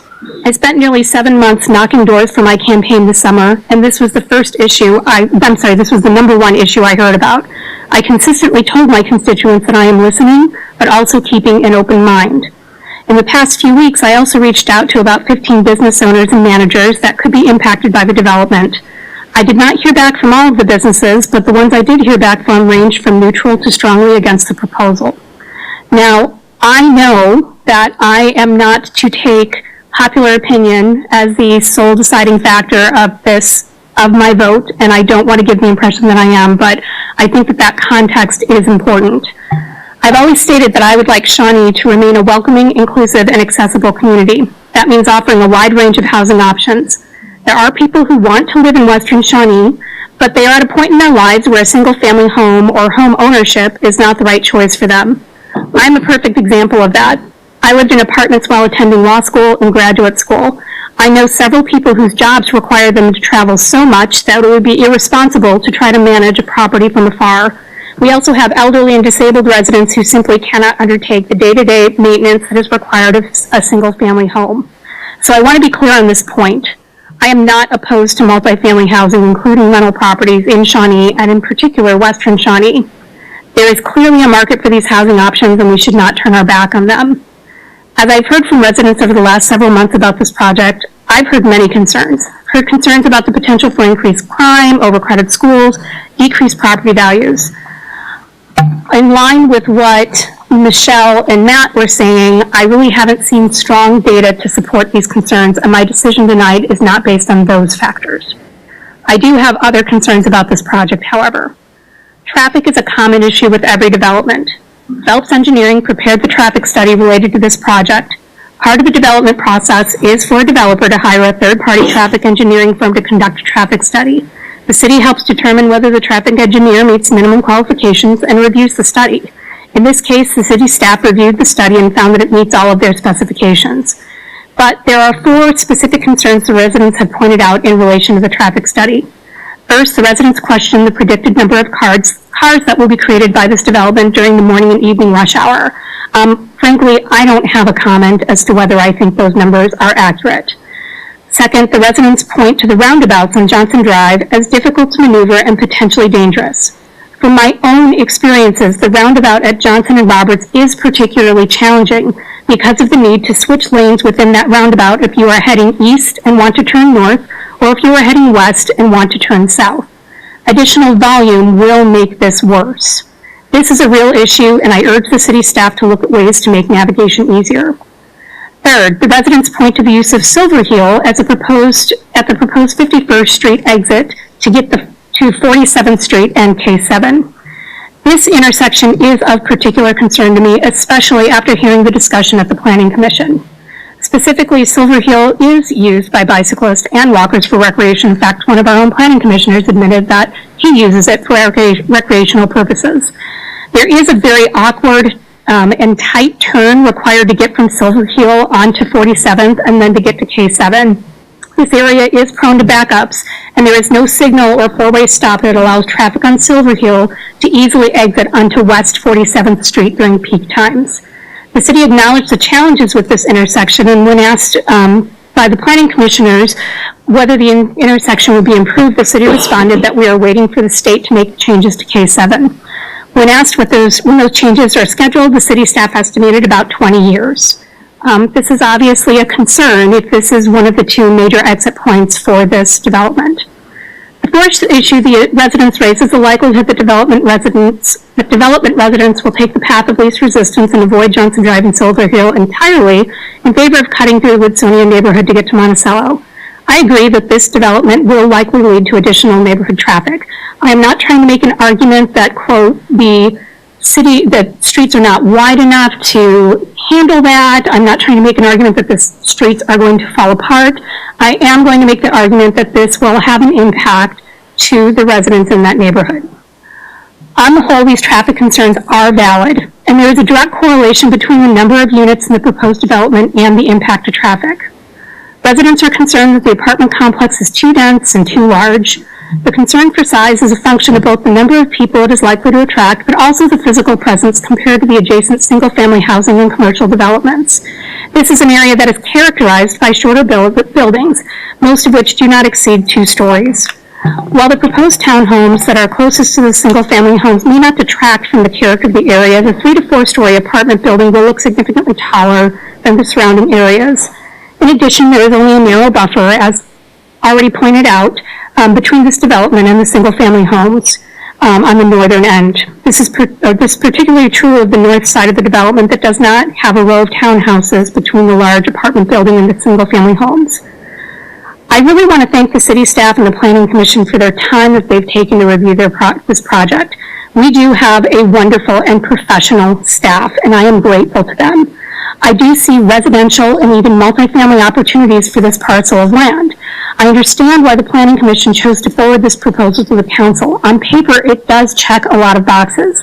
But taken together, the unresolved traffic concerns and the inconsistency of the development of the surrounding area forced me to seriously consider my vote this evening.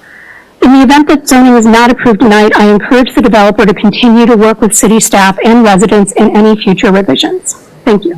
Thank you. And I do want to add, so out of the 8 businesses that were contacted, those 8 were in support of it, 5 of those being restaurants that are right there in that immediate area. I don't know what you're referring to, I'm sorry. Well, you said that you contacted the businesses and they wouldn't support. I contacted 15, yeah. Yeah, so out of the 8 that the chamber contacted, all 8 were in support and 5 of those are restaurants. So I just wanted to say that they had a different response than you did. I bet that they heard from different people. It could be. Yeah. No. Any other comments, or Mr. Jenkins?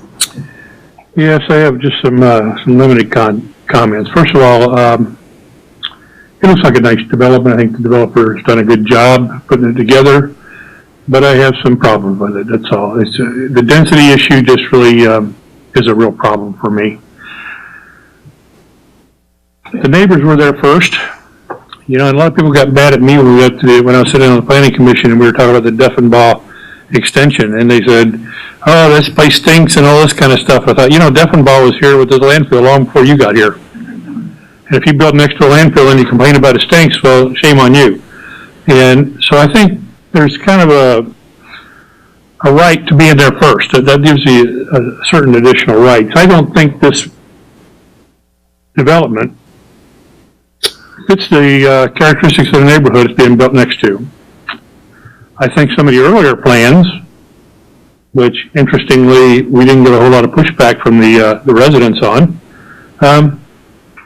didn't so much affect the character of the neighborhood. When you got down in lower densities below 10, people seem to find a certain comfort level with that. And, yeah, we can deal with this. But then you look at some of these buildings that are going to just literally tower over this development. And I think we ran into some of the same issues with the Vantage apartments.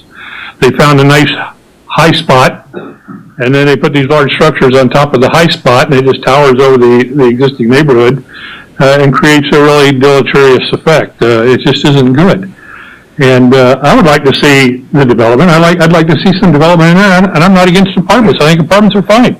The townhouses are fine. The quadplexes are fine. I'm not really having an issue. I'm having trouble with like I say, the density of this project. It's too much in this piece of space. It's trying to cram too much into a square peg into a round hole here. It's just too much to do. And so I also think it would affect nearby property with a number of factors. You say the traffic stays within reason. Well, it's increasing traffic. I don't know how much. Nobody really knows. I sometimes wonder about these traffic studies because, if you looked out on Nieman Road this last weekend, there was a huge traffic jam out there, and I was told that 3 lanes were better than 4. Sitting on this council, and then Mickey Sanford and I thought, well, we'd really like to see 4 lanes, or at least let's just stripe it for 3 and see how it works before we dive into this and actually cut it down to 3 lanes. So I hear about how wonderful roundabouts are, and everybody hates them.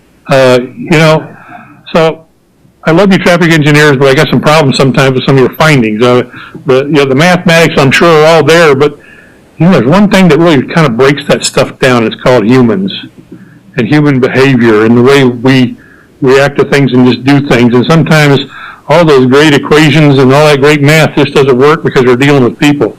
And so I have a hard time supporting this project. I have a hard time supporting a project in there, but I have a hard time supporting this particular project. And I don't really need to say it again, but I will say it one more time. It's just the density that's got me on this issue.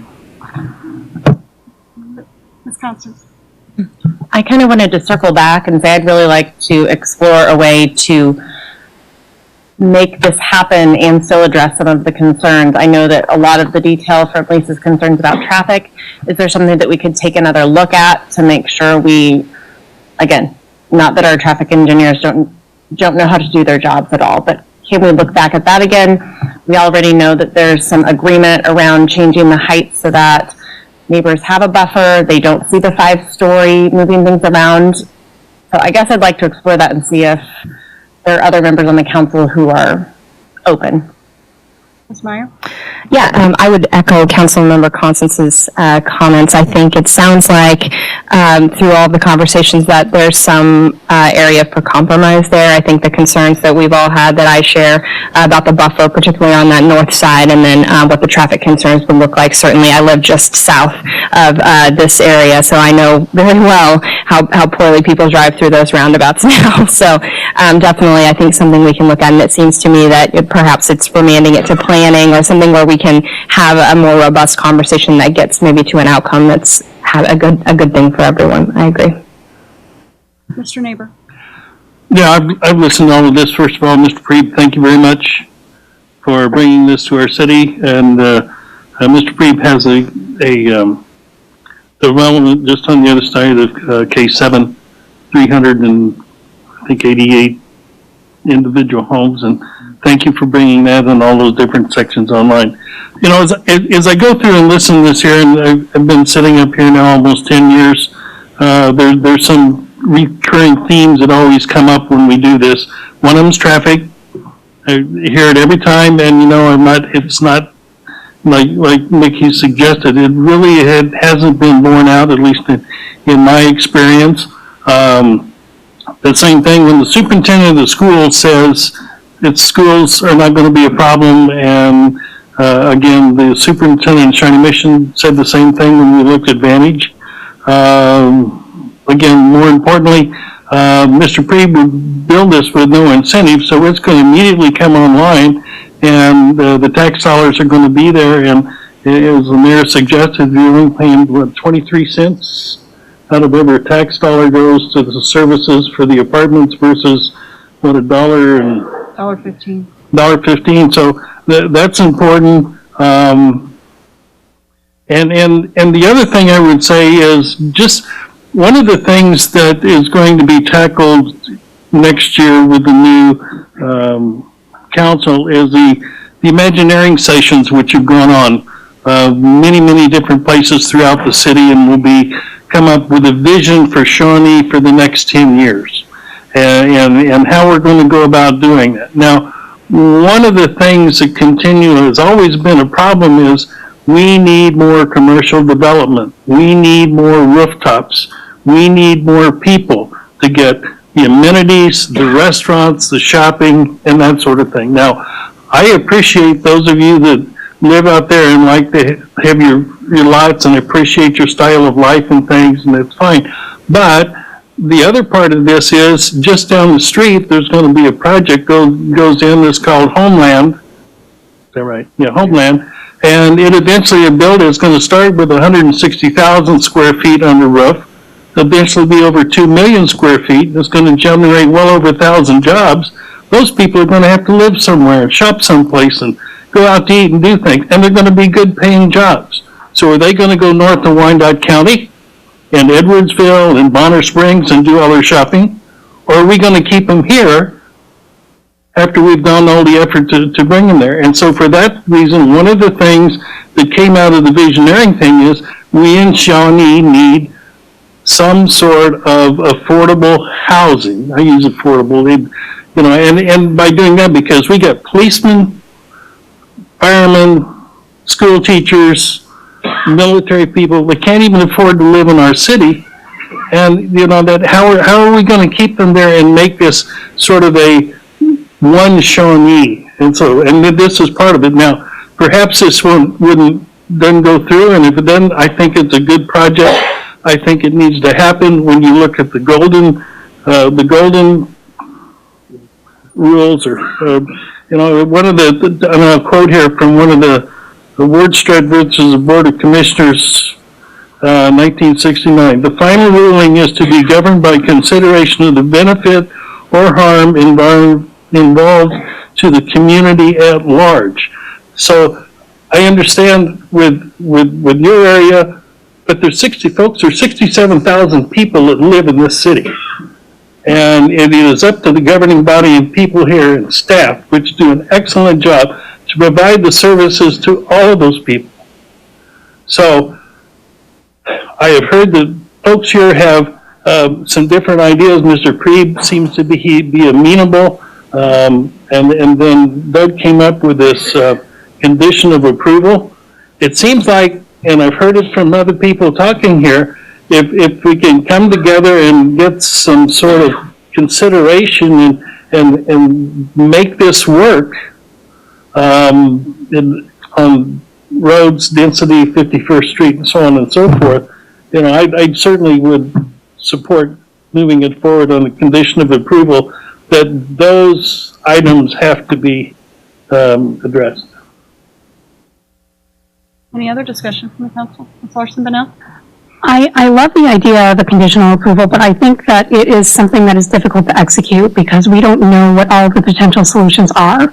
And I would hate for the council to conditionally approve something and for the developer to realize that whatever it was that we conditionally approved is not actionable, or maybe worse, that there was a better solution that we didn't understand at the time. So that's my only hesitation of a conditional approval. May I just rebuttal? Mr. Neighbor? But we don't know until we ask.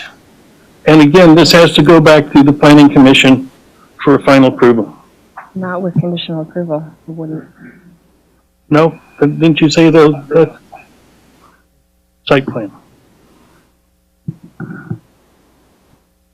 There would be a final development plan that would go to the Planning Commission that would iron out all of the details, and we would work through any condition of approval that you put on the project, whether it be building height or additional townhomes.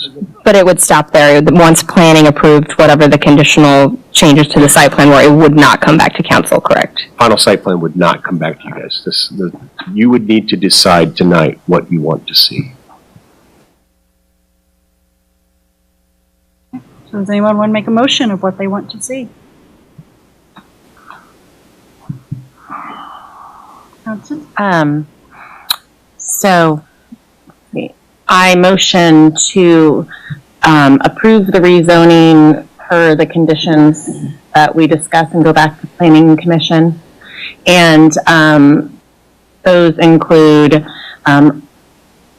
revising the north side to reduce either the apartment height or include more townhomes in lieu of the apartments that are directly facing 51st Street, and redistributing the heights of the apartments. So the 5-story are the ones that are facing the highway, and reduce the story of the apartments that are closer to the neighbors. Is there anything else that wants to be considered? So you. Just a point of order. I believe we have a special consideration this evening on this issue. It requires a supermajority. Would this motion require a supermajority? That's a great question. I was actually going to ask to clarify, because I think the first portion of your comment was, or your motion indicated something about referring it back to the Planning Commission. The item could be remanded back to the Planning Commission if you specify what the Planning Commission is to review with a simple majority vote of those present and voting.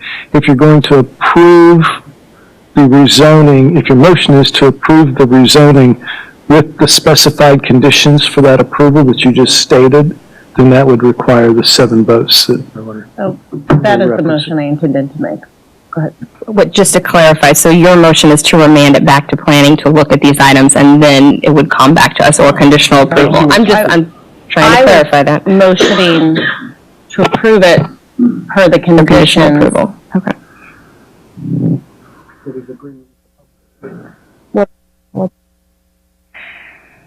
We have a motion. Do we have a second? Second. We have a motion and a second. We'll do a roll call I'm sorry, vote. are we going to have discussion on the motion now that we've had a motion and a second? Sure. So I have trouble supporting this motion when we spent so much time talking about traffic and it doesn't talk about traffic at all. You want to add that? Oh, add it. Well, it would be Ms. Constance to make that determination. I think it makes sense to add traffic to that. Would you like to reword the motion? I'm not sure that I'm in favor of this motion at all at this point, so no.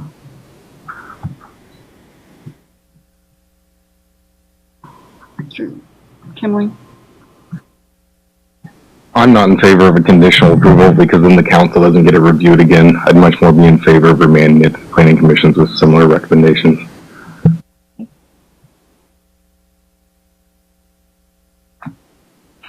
We have a motion and a second. Well, we were still discussing the motion, though. I want to make sure I'm clear too. The other option is, the one that was raised quite a while back, is to, if you're going to send it back to the planning commission, they have to be specifically advised of what you want them to reconsider and recommend upon. If you want the applicant to reconsider the items that you've mentioned tonight, it seems like the easiest process to do that would be to table it so that the action is made by this governing body,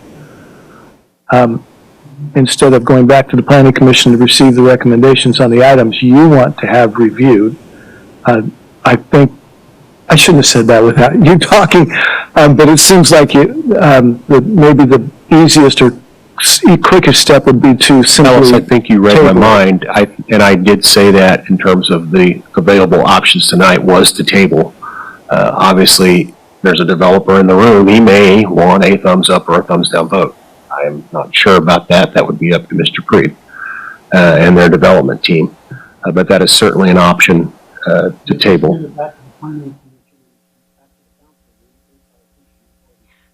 That's not correct. The protest petition would remain valid.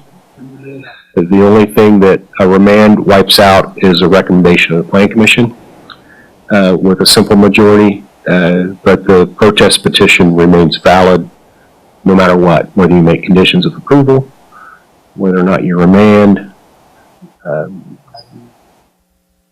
That's exactly right, because you already have the recommendation of the Planning Commission. If you're just going to direct a developer to go back and make changes, then you could do so and ask them to come back at a point in time this governing body designates.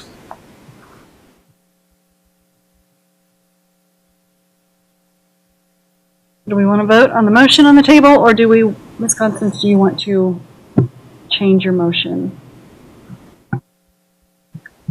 I don't know. I am trying to find the best way to make a compromise that helps the residents feel good about the project. Ms. Meyer? I agree. It seems to me as though Alice's suggestion to table it to allow just a little bit of time for the developer to look at what the options are and to weigh some alternatives would be the best option to keep it within our governing body purview without kind of starting the process all over again, in my opinion. Do you want to make a motion to table it and to review the heights and the traffic? Sure. I motion to table this discussion so that the developer can look at traffic and some redistribution of the heights of the apartment complexes. Do we have a second? I'll second that. Okay, so we have a motion and a second on the floor. Does everyone understand the motion? Okay. Yeah. Those in favor say aye. Aye. Aye. Opposed, nay? Nay. Motion passes with Councilmember Jenkins in dissent. So that is that. Item number 2. I'm sorry, Michelle, did we need to specify a time frame for the tabling?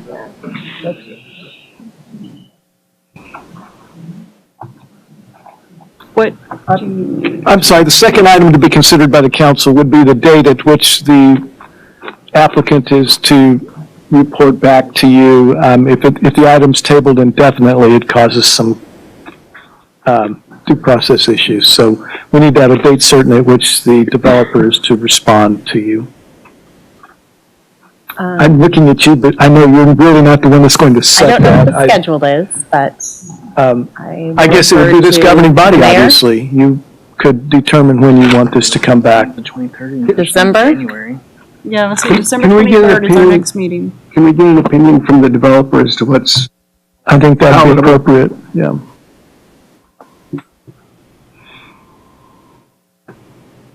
Mayor, members of the City Council, Pete Heaven again. We don't object to having this matter tabled so that we can study those matters. We would prefer to have this done by year end if that's possible.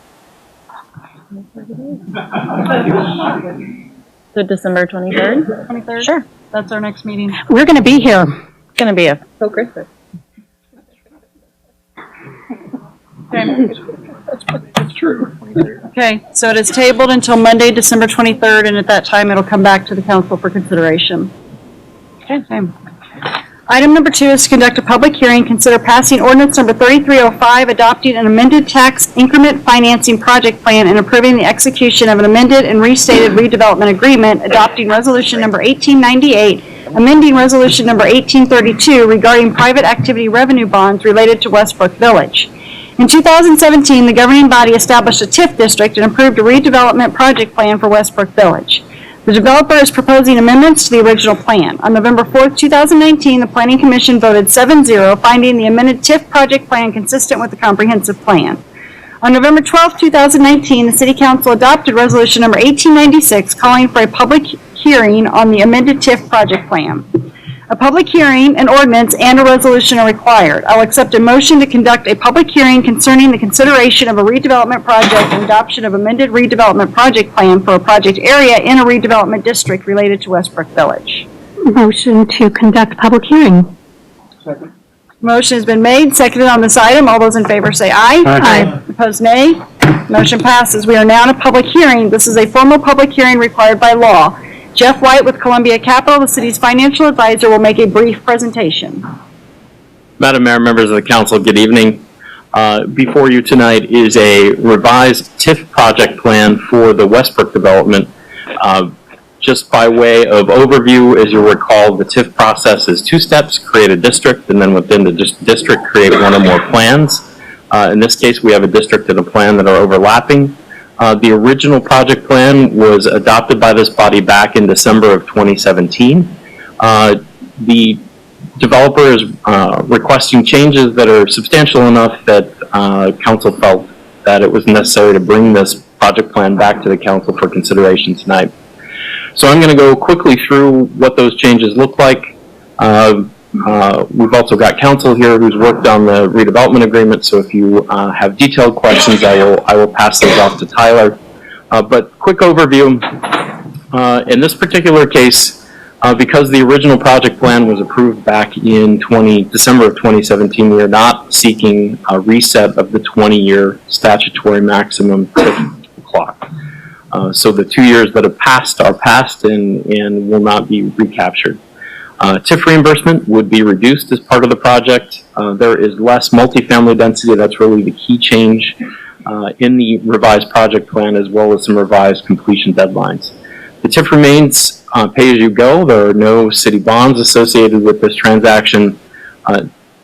Also in December of 2017, the council approved a community improvement district on the project as well. No change to that district. And then to cut to the punchline here, we believe both the statutory and city compliance requirements have been met with respect to the revised project plan. So just a quick reminder of the project overall. It includes demolition of a significant number of the structures on this site at 75th and Quivira. It would result in renovation or construction of new buildings to include about 108,000 square feet of commercial space, which could be retail, restaurant, or office. Internal parking infrastructure and landscaping. The 2017 plan included a parking structure. The revised plan does not include a parking structure. It's all surface parking. And the key change here is we're down to 343 units of multifamily housing versus 530 in the original plan. So requested incentives, you can see both the revised project plan amounts as well as the original project plan amounts. So total project cost net of an IRB sales tax exemption of just north of $90 million. Total incentives requested $26.7 million, comprised of not to exceed $14 million in TIF reimbursement. That is plus interest as well, so it's $14 million plus interest. $9.4 million cap on community improvement district. That is not changed. And then we estimate that the value of the IRB sales tax exemption granted would be about $3.3 million. As I mentioned, this is a pay-as-you-go deal, so pay-go deal, no bonds involved. If the developer doesn't develop the project and it doesn't generate the increment, then they don't get the benefits that they're planning on or expecting. As I mentioned, the terms of both the TIF and the CID have not changed, nor have their expected final maturity date from the original plan. As part of this revised project plan, completion deadlines would change. Demo would be pushed out. Some demo, of course, has already occurred, but final demo associated with what's now called Phase 3 would occur not later than roughly mid-2022. Phase 1 improvements, excuse me, which now includes all of the multifamily, would occur by roughly the end of 2022. Phase 2 improvements, which no longer include housing, you might recall going back to 2017, there was multifamily housing in both phases 1 and 2. In this case, it's effectively the commercial space, or most of the commercial space, again completed by the end of 2022. And then that last 11,500 square feet of commercial space constructed by mid-2023. The penalties for the developer not meeting the milestones included on the schedule I just indicated remain the same. So if Phase 1 is not substantially complete on time, there is a 10% reduction in the TIF cap. And if Phase 2 is not completed on time, there's a 50% loss on the amount of sales tax increment that can be requested. I have a question on that. Mr. Jenkins? Because we had that already, and they missed those deadlines completely, so what are the impacts? We're just gonna say blow it off and we're gonna just reset it again? They made the demo one. So they've not technically missed the original deadlines yet. How's that? You can see on the schedule I've put back up. It showed the project being completed in 2019. It's not done. The original deadlines in the 2017 project plan were 2021, October of 2021 for Phase 1, and October of 2024 for Phase 2. Okay, I'm sitting here going over our minutes from December 18, 2017. This specifically stated that this information I'm passing on to you. So I don't know, we seem to be at odds on what's what, but it says here that if they miss completion of Phase 1, there's a loss of 10% of the incentives. If they miss a substantial completion of Phase 2, then there's a loss of 50% of the sales tax increment. And, you know, that time's expired, and I don't see where they lost any of that stuff. Again, my understanding from the original project plan, and Tyler can correct me if I'm misspeaking here, is they had until the end of roughly the end of 2021 to complete Phase 1 improvements. A whole lot different what it says there, out of our minutes. In any event, this revision to the project plan would reset those dates, so there would be no loss on those. You may recall the original project plan included a $150,000 developer contribution to adjacent offsite improvements for public infrastructure. That number is now $200,000. And then both the original plan and this one contemplate that if a traffic signal is required, that the developer would finance that. If the traffic signal is not required, the developers agreed to make an additional $100,000 contribution to adjacent offsite improvements. As with the original plan back in 2017, there's a provision that indicates that during the initial lease-up period, no more than a quarter of the retail space can be occupied by businesses that already exist in Shawnee and are relocating, so it keeps us from moving projects that are on the tax rolls, moving into a TIF district. Admin fees paid to the city continue at the prior amount, and then the schedule of prohibited land uses in the original 2017 agreement haven't changed either. So we have both a statutory standard, which in Kansas basically says that the project's benefits have to equal or exceed the costs. We also have a policy requirement that has to be met that says that without the incentives, the project couldn't proceed, called the but-for test. That calculation, the way we do that is the same way that the city's prior financial advisor did this back in 2017, where we look at what the returns on the project would likely be without incentives, what they would be with incentives, and then compare those to an expected market rate of return. It's our conclusion based upon the data that the project continues to meet the city's but-for test. So with that, Madam Mayor, members of the council, I'm happy to try and respond to any questions that you might have. Again, Tyler's here as well if you want to take a deeper dive into the redevelopment agreement itself, and happy to stand for questions. Anyone on the council have any questions? So, thank you. Before we move on to public comments, I want to remind everyone that tonight's discussion is about the requested incentives. At this point, this is a conceptual project plan. The Planning Commission will consider the final site plan at a later date. I'd also like to comment on several concerns I've heard about the proposed project. With the reduced scope of the project, the developers are not asking for as much TIF incentives, and the TIF clock will not be reset. Mr. White alluded to this in the presentation. For the proposed apartments, the updated conceptual proposal contains fewer units and is more in line with what the surrounding residents wanted, such as there's no parking garage in the conceptual proposal. They're proposed to be further from the surrounding residential property. They are proposed to be less dense than what was originally proposed. Finally, I've heard concerns about stormwater management. The final development plan will include adequate stormwater management facilities to ensure the post-development release rates do not exceed the pre-development release rates. We received 3 citizen information group applications. Each spokesperson will have 30 minutes to address the governing body. As a reminder, anyone who signed one of the applications cedes their time and will not be allowed to speak individually to this item. Please keep your comments relevant to the incentive package, as that is tonight's agenda item. So Ray Ehrlichman, please come forward and make your comments. And he is speaking for himself, David Williams, Mary Jane Beeman, Ben Terrell, Roger Chalk, Tony Gillette, Matthew Beaven, Mary Jane Bruning, Ken Bruning, and Rodney Howe.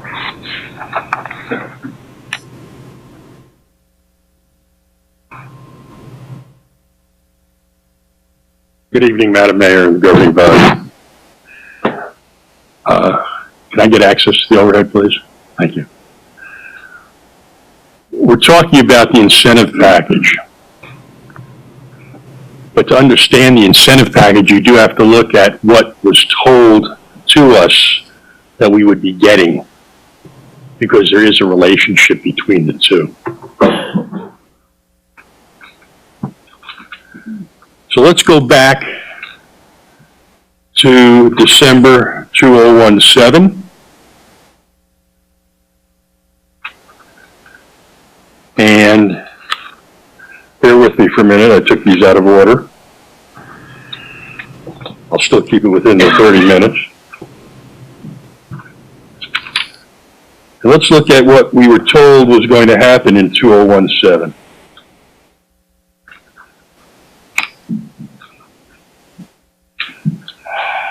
I apologize. There we go. This is what we were told.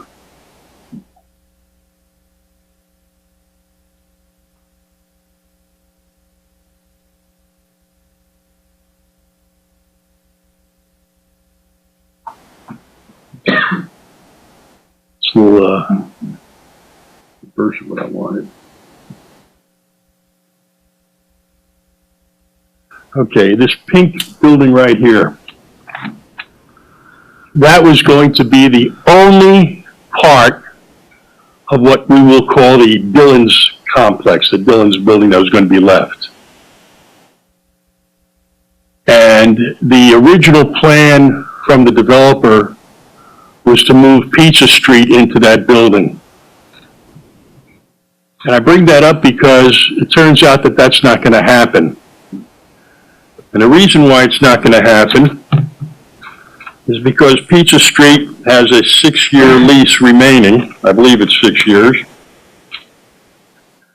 And I believe that the developer knew that at the time. So what's happening now is that most of the retail, business, commercial is actually going to be staying. At the community meeting that was held a couple of weeks ago, someone asked, well, if Pizza Street is still going to be staying, what about Mi Pueblito, the Latin market that is in this part of the Dillon's building? And how much time do they have left on their lease? And PJ's a nice guy, but I remember the little gyrations he went through at that meeting, and his comment was, a long time, the microphone in his hand. He says, a very long time. What this boils down to is that we're never told what's actually going to happen. We're given pie in the sky. So let's go back and look at what was presented. And again, I apologize. But from the original presentation, said what their goals were, what they wanted to do, that it was going to be a community full of life.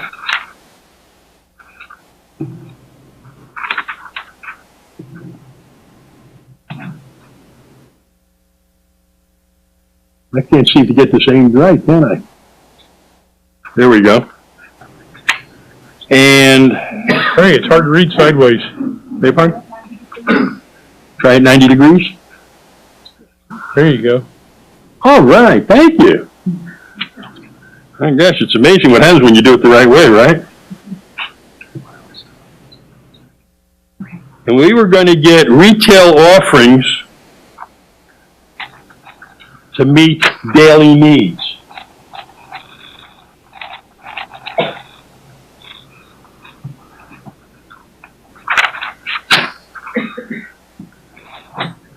Westbrook Green will offer a variety of retail shops and local restaurants, both dine-in and drive-through.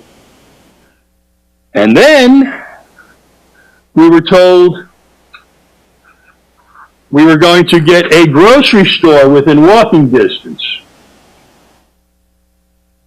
That's not going to be part of it now. And at the community meeting a couple of weeks ago, the question came up, how long is it going to take for all these other things to happen? And I believe PJ said something to the extent of 4.5 years or so. So now we're going to have people living in these apartments that are being told, well, you're going to have all these amenities and this shopping and this retail, but you're not going to see it for 4.5 years. You're going to be looking at the old buildings and the old conglomeration that's sitting there for 4.5 years. Are people really going to want to rent in those buildings? I don't know. Back in 2017, there was a lady that came up to the council and spoke about the original project. Some of you were not here. Ms. Constance, Ms. Larson-Bonnell, and Mr. Zimmerman weren't on the council at the time. And she made a point of saying, wow, this is going to be fantastic.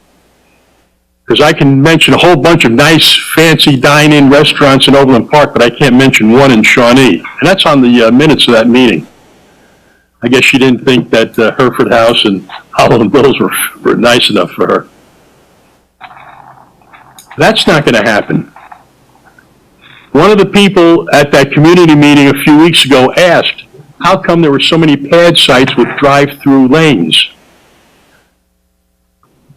And PJ, I don't know if I can quote you exactly, but I'm going to come pretty close. He said it's because many restaurants now are using Grubhub or DoorDash or all these delivery services. And there's going to be a requirement for them to have drive-up so that these delivery services can perform their deliveries. And I say hogwash to that. I don't know of a nice restaurant that's going to want a drive-up window so that people can do deliveries. Take a look at some of the nicer places, not fast food, just Johnny's or any of the places like that, Applebee's. Are they going to want drive-up windows? No. So I think we're being sold a bill of goods. we have a situation where we're told one thing and then it leads to another.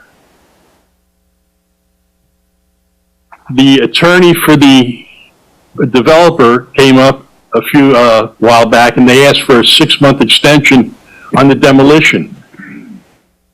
And if some of you remember, I said, wow, they're going to wind up coming back again for something else. It ain't going to happen. Well, it's happened. I know you don't like being told I told you so, but I told you so. Now, let's talk about the lack of fine dining in these facilities, or in this project. Maybe hard to read, but I circled a building there. This was from the fly-through presentation that the developer showed us back in 2017. And he had another one at another location in the development. It says fine dining. All of the information I've shown you on the overhead tonight, I didn't make it up, I didn't draw it up. Where did I get it from? I got it from their website, which ironically, once the Citizens Interest Group information was posted on the agenda with the website, if you take a look at it, there's a reference to the website. Once it was posted Thursday, that website's disappeared. Yeah, it's not there anymore. But I just got these last week, which means that for an excessive amount of time, the developer was still putting out the information that this is what it was going to be. When it's impossible, based on what they're now asking about or projecting to happen, that it couldn't have or shouldn't have stayed on the web as such. Where I come from, that's called deception. The billboard sign on the entranceways into the project still show the original concept. Now let's talk about the TIF. We have heard many times people say, and it's been said earlier tonight, that we want development because we want to bring money into the city's coffers. And yet we take a project and we give away the farm. We don't see anything from it. Part of what their incentive was, and when I asked about it at the community meeting a couple of weeks ago, was the city was giving up its 1% sales tax even. And that, from what I understand, is still happening, or is still in the works for their project. And when I asked the question of what's in this for the city, one of the gentlemen representing the apartment folks, the ones that are going to build the actual apartment, I think the name is North Point, he said, well, you're going to get about 500 people making about $80,000 a year to spend their money somewhere else in the city. Are they really going to want to live in those apartments if the retail and commercial and restaurants aren't there for another 4.5 years? Do you really believe that? Earlier this evening, we heard about how Mr. Preeb was putting up his project without any incentives from the city. Why can't that happen here? What's the difference? I don't see any difference. If they have the backing, if they're so good at what they do, why shouldn't they be able to do it on their own?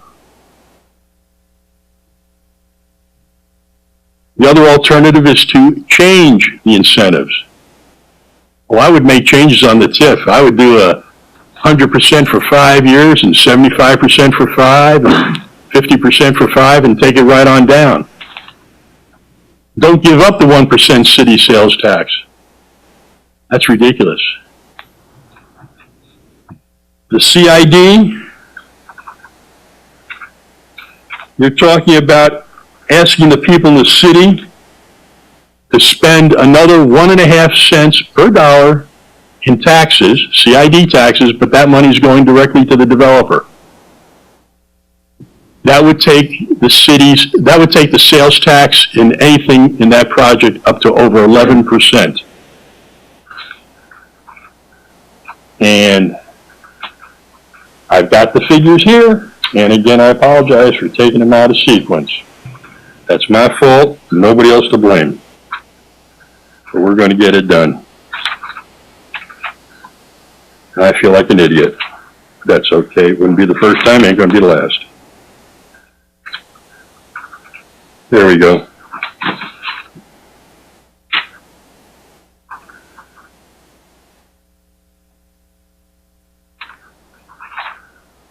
You add 1.5%. You add 1.5% to that, and where I come from, that's 11.61%. Is that what you want to do to people that move into that area? 11.11. I'm sorry? 11.1? Yeah, 11.11. Okay, you're right. 1.5, 9.6, well, it would become 11.11. Right. Thank you, Mr. Neighbor. Appreciate that. Is that what you want to do? You want to have people paying over 11% sales tax with 1.5 of that going to the developer? No. I think we've been deceived about this project. We were told things were going to happen. At that community meeting, we were told, well, the original plan was just a conceptualization. That's not what some of these documents that were online say. They say it will happen. This is what will be given. This is what will be done. That's very definitive statements. That's not an if, maybe, possible. We haven't been told the truth. Somebody at another meeting once said, if you want to compare what's happening here, you can compare it to the Mission Gateway Plaza, which has been going on and on and on. We don't have to compare it to the Mission Gateway Plaza. We can compare it to another project in the city that's been going on and on and on. That's Belmont Promenade. The same thing. The other point that came up with reference to TIFs was who's going to be renting this retail space? Who's going to be moving into the restaurant space? Well, they don't have anybody lined up. We're all familiar with Nextdoor, that little neighborhood social media thing. And somebody put a comment on there that nobody should get any TIF money of any kind unless they can show letters that they've got 50% of the properties lined up for occupancy. You want to know something? That was mentioned to this council a couple of times over the past few years. But no, they can't tell us that because they don't have anybody lined up or they're not sure. They don't want to tell us yet. It might be confidential information. But other projects in other cities, they tell you who's going to be their anchor stores, which restaurants have expressed a desire to move in. But it's not being done here. We're getting nothing but pie in the sky. And it is abhorrent that they want to go ahead with the apartment side and not do anything with the retail for another 3.5, 4.5, 5 years. If it comes to fruition, even at that point.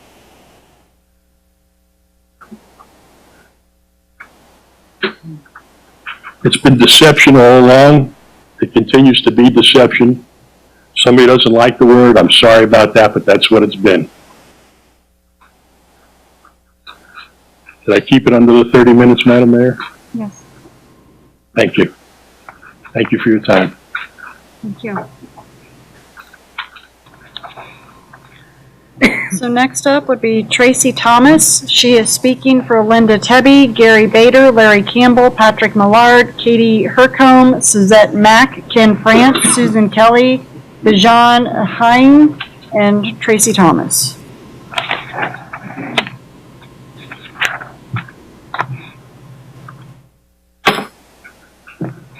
Tracy Thomas, 13022 West 76th Terrace in Shawnee in Seven Hills, which is 6 blocks away from Westbrook.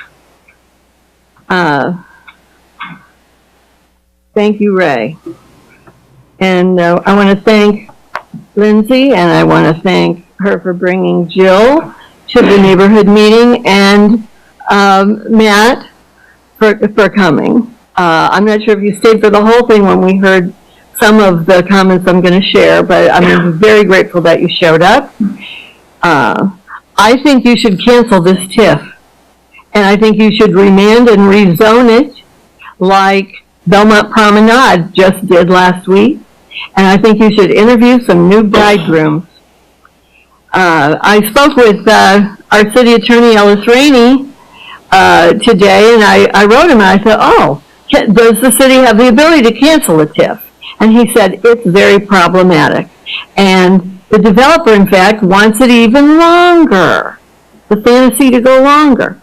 So my reply to him was basically, if someone sold you a luxury car and it was discovered that it had no engine, and they admitted voluntarily and apologetically that the hoped-for engine had not even been invented yet, would you be expected to allow them to force you to keep that car in your lot in a nice middle-class neighborhood behind an illegal, ugly chain-link fence for 17 more years?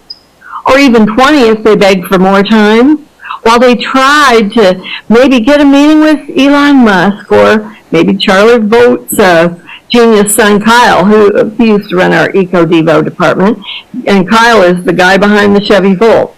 But if they admitted in phase 3 on like page 19 of their sheaf of cocktail napkins that they weren't even really going to phone Elon for 4 more years, hoping for a better outcome and a miracle, a parting of the sea of red ink they were bobbing in, do you think fear of a lawsuit should compel you as a council to wait it out and pray for a sudden return to the age of industrialization or the age of brick and mortar? Or do you think a judge might see her way or his way to set you free from a deceptive agreement that has no hope of success? This Westbrook project is the car without a retail engine. So the TIF is a fantasy. It will never work. And so is the 1.5% CID. So Santa Council, even though PJ and John Peterson have been good boys this year, it's time to take away their undrivable car. Secretly, the elves are saying they're already trying to sell it off. So I would like to see this council be the leader, not the putt. I don't mind anybody asking for the moon, but I mind you saying yes and being deceived about it. I want you to stop enabling what is essentially a gambling addiction. Real estate is gambling. Buy low, sell high. You don't get into the business, you don't buy a house that's going to lose money. And so real estate plus TIF is playing with other people's money. So I want you to just say no to non-plans, non-funding, and deception. These are fine people. They're nice people, but they are creating squalor and blight. And they've put up an ugly illegal fence. We're supposed to live with that for 17 years. You need to think about it and admit that TIFs are currently obsolete. There's been a sea change. If John Peterson, Mr. Entitlement, doesn't know what to do with real estate, then nobody in Johnson County does. Just last week, if you read the Shawnee Mission Post, which you should, he got an 8-year delay and at a much better location till Halloween of 2027. That was his 3rd delay at that location in a year. And he got another delay for 4 years. Well, our agenda item is specific to this project. I'm getting to it, and you let Ray go, and I'm ripping through my notes. Ray didn't talk about other projects in other cities, so we need to stay I think you need to know that that's one. why this TIF is not, it needs to be canceled, because it is a fantasy. It's not going to work. And there are speculation that these other projects, they're going to walk away from them. They're trying a Hail Mary path. You know, developers are proud people, and they don't want to admit that they got in and now they see it's really not going to work. So you would be doing everyone a favor to pull the plug. So how did we get here? Was some Texas swagger, you know, in the late 80s. The guy came to town and said, we're going to build something like Turtle Creek. So you can, I don't know where you were in the late 80s, but you can blame naive planning and a former council and a former city manager, but they ignored obvious design flaws. The detention pond too close to the road, so you can't even see the stores.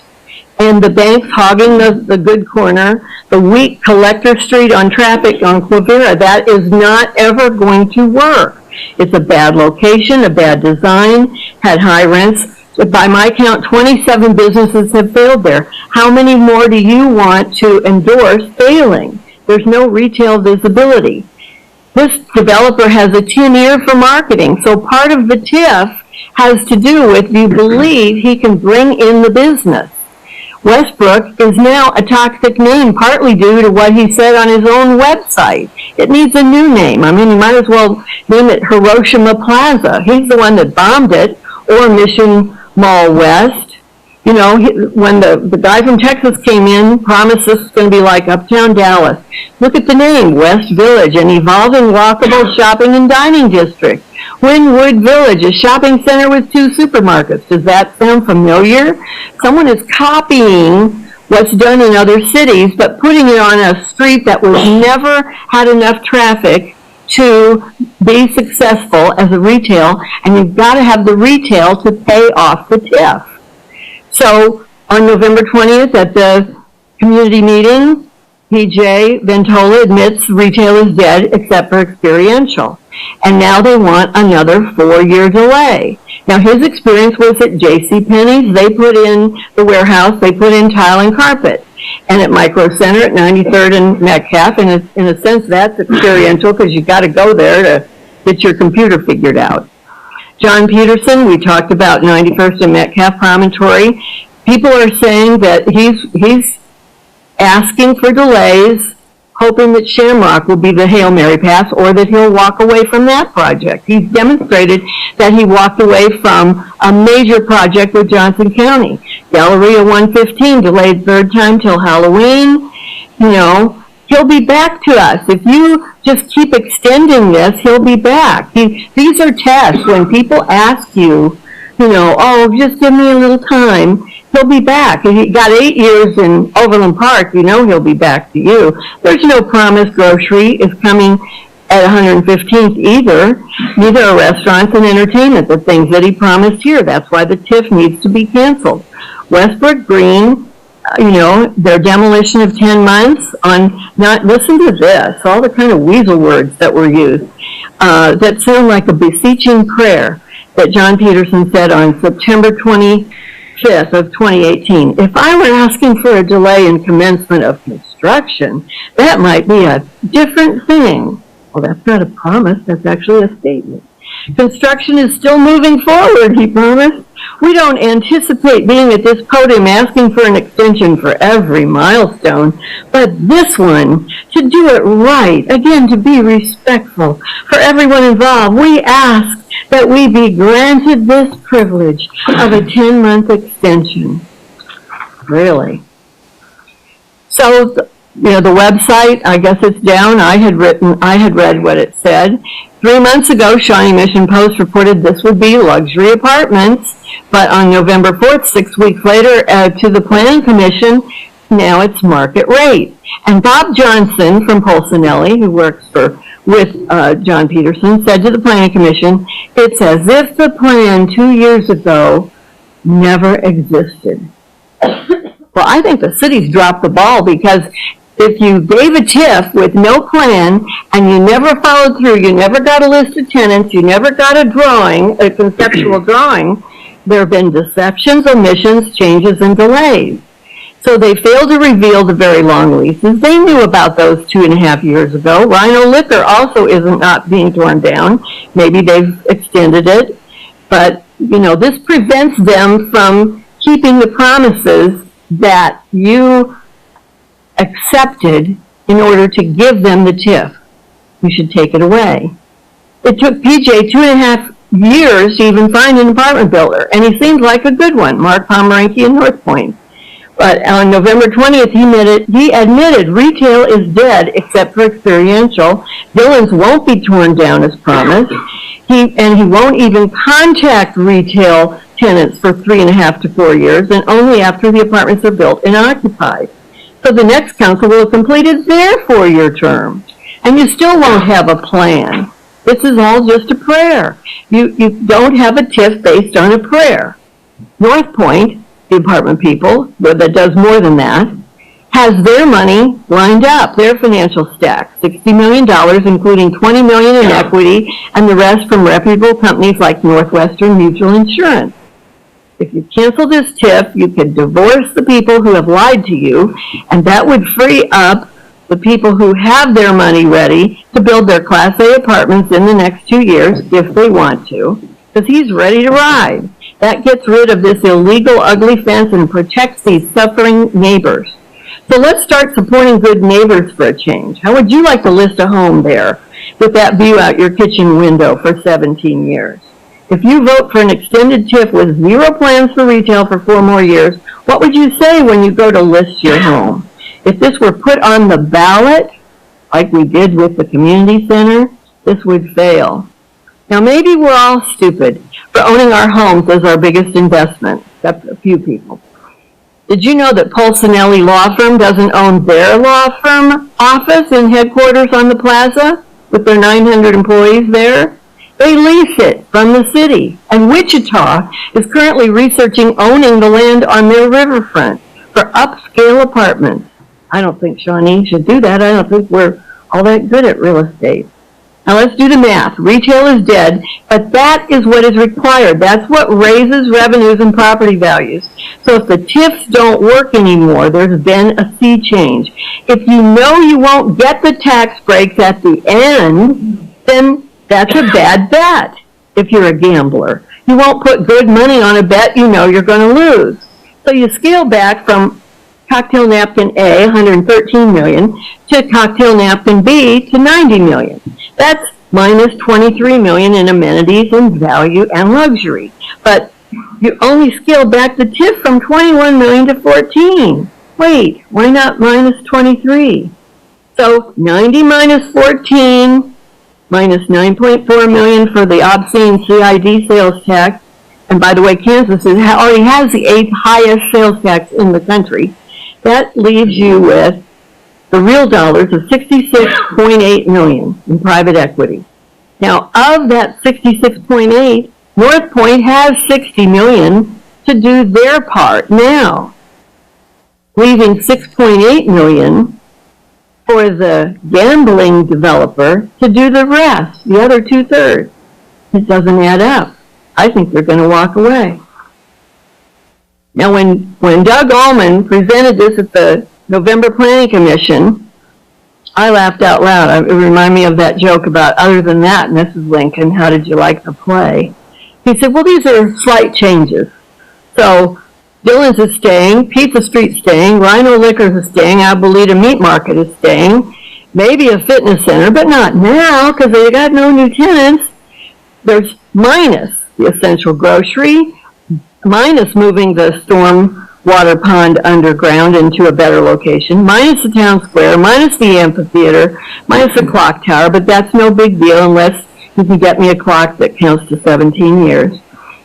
I guess they still have the great lawn, minus the walking trails, minus the garages, but we're adding carports, hooray for the 50s, and tuck-in parking, which I don't even know what that is, and 4 drive-in restaurants, but not for 4 years, and trees every 30 feet in the parking lot.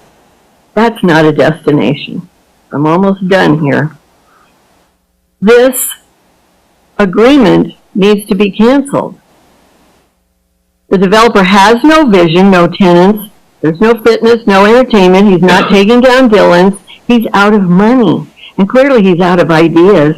He actually said on November 20th, we're going to make do with what we have and make it nice. That's not what a speculative developer looking for a profit and to build the city says. That's what my grandma, who went through the Great Depression, says. We're just going to make do with what we have and make it nice.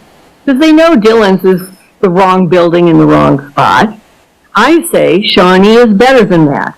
If your daughter was married to a person with bad ideas or no plans, you'd probably say, honey, you know, your husband's a nice guy, but he's not taking good care of you, and it's kind of hurting the values of your home. Maybe it's time for a divorce, you know. Then we'll find you someone you don't need to rescue. So let's review your options.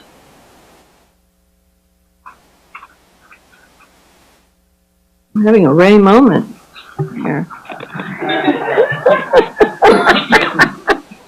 Cancel this TIF, remand and rezone to the Planning Commission, just like they did with Belmont Promenade, so that you can label that land on the north half residential.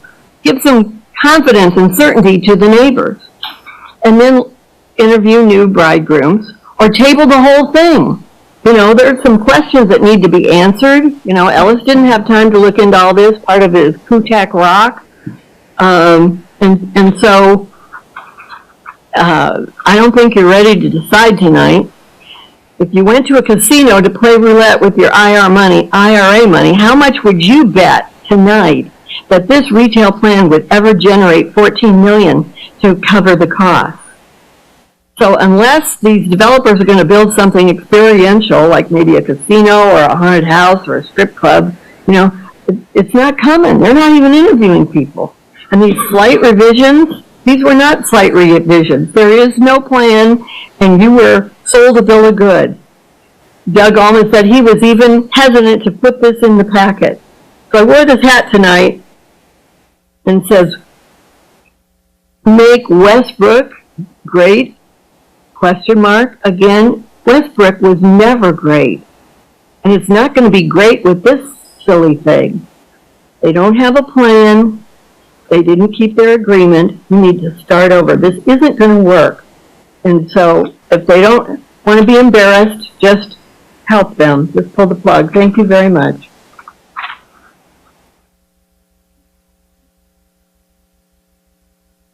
Ed Pettigrew, Terry Connor, Paul Fisher, Nancy Bickelmeyer, Jane Bach, Dennis Wright, Charles Thompson, Michael Carroll, and David Cooper. You read that pretty good because Mike Carroll's signature was not readable.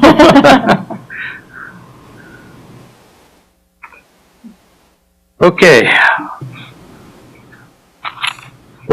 Westbrook Green is a large project for Shawnee, and I know the City Council is anxious to get this project developed, but so are the homeowners that's surrounding this project. This affects some of our largest investments, our homes. I'm a retired professional engineer who worked in the commercial construction industry for over 40 years. I've worked with many of the largest developers in Kansas City, Crow Brothers, Executive Hills, Copacan, White and Blitt, just to name a few. I have been involved in projects in Kansas City area, as well as all 50 states in the United States and Canada. In December of 2017, the City of Shawnee gave approval of financial incentives for Westbrook Village at 75th and Quivira. The developer presented this project in a grand scheme with drawings showing 530 luxury high-rise apartments, fine dining restaurants, small-scale grocery store, retail, office space, clock tower, amphitheater, and green space for gathering. All of the existing buildings would be demolished with the exception of one building, which includes the liquor store. Now, in the revised plan, it's kind of odd that that liquor store is the one that's going to go away and all the rest of them are staying. So, I mean, that's kind of humorous to me. The developer indicated that they would do a complete redesign of the stormwater retention system. They promised they would work with the homeowner at 74th and Bond to address his problems with the water issues on his property. Currently, at the bottom of 74th Street and Bond, there's a shallow pond for collecting water runoff, plus a drainage ditch for stormwater behind the houses at 74th and Bond. Financial incentives were granted by the City Council to be repaid from money generated by retail sales taxes. But retail is struggling. What if there is no retail sales tax being generated? It seems like you aren't having any retail businesses expressing interest in this location. If you look around, there are many other vacant retail spaces in the area. Even considering Oak Park Mall, the mega shopping center, that still is losing favor as well. The property was zoned for high-rise residential, retail, office, mixed use. The plan was approved as and pushed as luxury high-rise apartments. We heard that 1,000 times. That term is very subjective, but it doesn't sound like market value apartments that are now being presented. This sounds like ordinary apartments, which are already abundant in this area. There are over 2,000 apartments within 1 mile radius of 75th and Corvera. At the November 4th, 2019 Planning Commission meeting, and again at the City Council meeting on November 12th, and the Neighborhood Informational meeting on November the 20th, new information is presented that was left out of each previous meeting. So it's like they never came to you with one plan and says, this was what we're doing. It's like, we're doing this. Oh, by the way, now we've got to change this. Now we're adding this. You know, never came to one, present the same thing at each of those meetings. And why does the information keep changing? To me, this leads to a major lack of trust. At the November 4th Planning Commission meeting, we were shown for the first time a totally new conceptual plan that included 343 market value apartments. We were then informed that Pizza Street will stay in its present location for 6 more years, and that 4 pad sites for drive-through fast food restaurants were included. We commend Shawnee Planning Commissioner Kathy Peterson for being the only official who acknowledged that this new plan was not even close to the same plan that was being approved in 2017. The attorney then informed Commissioner Peterson that the Planning Commission was not voting on the revised plan, but only voting on if the plan met the definition of mixed use. Doug Allman, the Community Developer Director, said the new conceptual plan wasn't construction document. He said it wasn't a plan. In my mind, that says that you don't have construction document. Because the developer wanted to make sure the TIF incentives were approved for what he called slight revisions. This raises a question to me. He's saying, well, we're not having drawings for the 2019 revised plan. Well, what about the 2017 plan that you approved the TIF? It doesn't take 2 years to draw up plans. 1 month to 2 months at the outside, they can be done. We've done it all the time. Was the first conceptual plan just a pie in the sky? He had nobody lined up to go into those spaces at all. In the presentation of the new scheme, there are 4 restaurant pads with drive-through windows. It was explained that the drive-throughs were shown in case they could accommodate the Uber Eats or Grubhub and all that. I don't buy that. Do you think they're going to, get in line in the drive-through to get the food if they're coming there to pick it up? They're going to drive up to the front and either run in and get it, or they're going to have the restaurant bring it out to them. Similar to what's being done at Applebee's and Chili's in this area.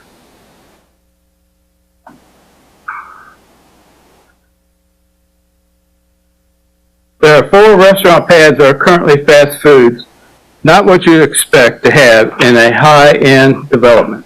However, it is wasting a lot of time to talk about it now because P.J. Ventola stated that they were not even going to start looking for retail tenants for another 4 years. So that's part of it, another 4 years.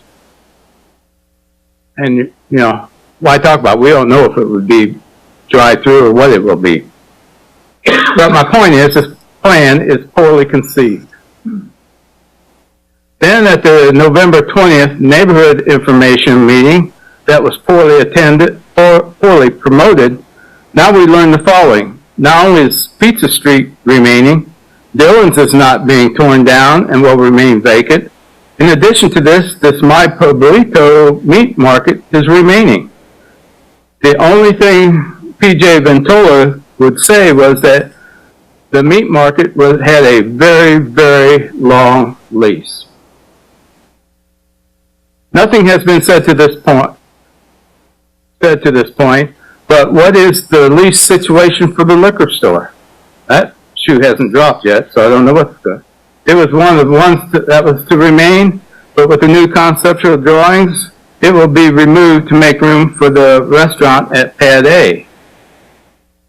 Well, that Pad A is not going to happen for a long time, so that liquor store can be there at least 4 years yet. PJ Ventola also revealed at this meeting that they would not be pursuing any retail tenants for approximately 4 years. Not until the apartments were built and started to be leased. No sales tax, no paybacks on TIF, not good for Shawnee. This also begs the question, if Pizza Street, Dillon's, and My Pueblito are remaining, will they be upgrading the facade for these buildings as soon as that's shown in the rendering? Will these existing businesses remain an eyesore for another 3 or 4 years, or will they be upgraded at the same time that they start construction on the apartments? The developer had to know about these long-term leases in 2017, but chose not to reveal that information. These acts just add to the lack of trust. What other information have they has not been concealed at this point? At the November 20th neighborhood meeting, PJ Ventola also revealed that they were going to deepen the existing water retention area west of the resident at 74th and Bond. The original plans called for underground retention area like those recently done at Shawnee School. They also said at one time, we listened to you. In the new conceptual drawings, we have moved the buildings further away from the residents along Bond Street, and we greatly appreciate that part. What I wonder as an engineer is this: why can't the developer upgrade and improve the stormwater retention system as promised in 2017? So now they are digging the water retention area west of 74th Street and Bond deeper and extending it according to their conceptual drawings north along the length of 2 more properties. So it's going to be a lot larger than what it was before. It would also be nice if they extended that to the south instead, so that 74th Street would not be allowed to, enter into that property at all. After approval in 2017, Olson engineers did an extensive study. Cameras were sent down the storm drains. It would be good information to know the results of that study. Olson's engineers are an excellent engineering company. I'm sure the design will comply with the city's stormwater ordinance for retention and water quality. But will it improve the homeowner's situation at 74th and Bond as promised in 2017? Will the homeowner's situation be compromised in any way by digging the area deeper and making it larger? I would think the city would want to know that information. Right now, that area is wet, marshy, mosquito-infested area with a small drainage ditch in it. The developer is going to make it bigger, so it is now a larger mosquito-infested area. The developer is also going to put a nice dog park adjacent to this marshy area. Who will keep this dog park clean? The apartment owner or the city? What about the land that is south of the water retention area, west of the existing Westbrook Glen apartments and east of Dillon's building? That would be this area right here. That area there, without tearing down the Dillon's building, this appears to be landlocked in there. You've got no visibility whatsoever for any type of retail going onto that property. Will it become a field full of weeds, another eyesore on the property? Is this new conceptual drawing a plan or a prayer? What can be done? I offer you one possible solution. Segregate the residential and retail commercial components of this project. Rezone the northern portion for high-rise apartments and the remainder of the area as retail, office, entertainment, mixed use, whatever they want to keep saying. This is the same as what is currently being done at Belmont Promenade at Meyer and Shawnee Mission Parkway. That seems very appropriate for this project. North Point has the money and is willing to start construction now. North Point will probably not be the contractor doing the work on the rest of the property on that site for the retail and commercial part. I'm assuming that would be another contractor to do that, so it would be easy to separate that. This would allow the project to get started and not hold up the rest of the development, which absolutely has no plans of any kind for the near future. It's time to get something started. As a closing thought, the fastest growing sport in the country is pickleball. The Dillon's building could be a possible facility. This sport requires minimum accommodations and upfront costs. Shawnee Civic Center has 4 courts available Monday, Wednesday, and Friday for 4 hours, with 40 people wanting to play each day. Lenexa Community Center has 3 courts for about 25 people. This sport is drawing people from all ages, including senior citizens. There are very few opportunities in the area to play evenings or weekends. Some of the private facilities include small casual restaurants as part of that. It's an idea that should be explored. We drove up to North Kansas City last weekend to play pickleball. We called for reservations 3 weeks in advance and had a hard time getting anything, and we were very flexible on our time. The only time we could get was at 9 p.m. and paid $40 for 1 court for 1 hour. The place was packed. Another idea for this development would be a senior citizens housing, which is in demand. According to the Bloomberg report in 2017, 187,000 apartment complexes were built. Many of those remain unoccupied. It seems like senior citizen housing is now and will continue to be in great demand. This would create the opportunity for basic retail such as barbers, beauty shops, convenience stores, restaurants, etc. As an example of senior housing, the Village Cooperative has homes near Flom and 87th Street and on Johnson Drive, often having waiting lists. We have friends and family who say, move out of Shawnee. We don't want to. We've been happy here in Shawnee since the early 1970s. It's been a great, wholesome place to raise our family. We want to preserve the spacious suburban community and not turn it into a high-rise urban vicinity. Thank you for this opportunity to address my concerns to the City Council. Thank you. I believe the developer wants to speak next.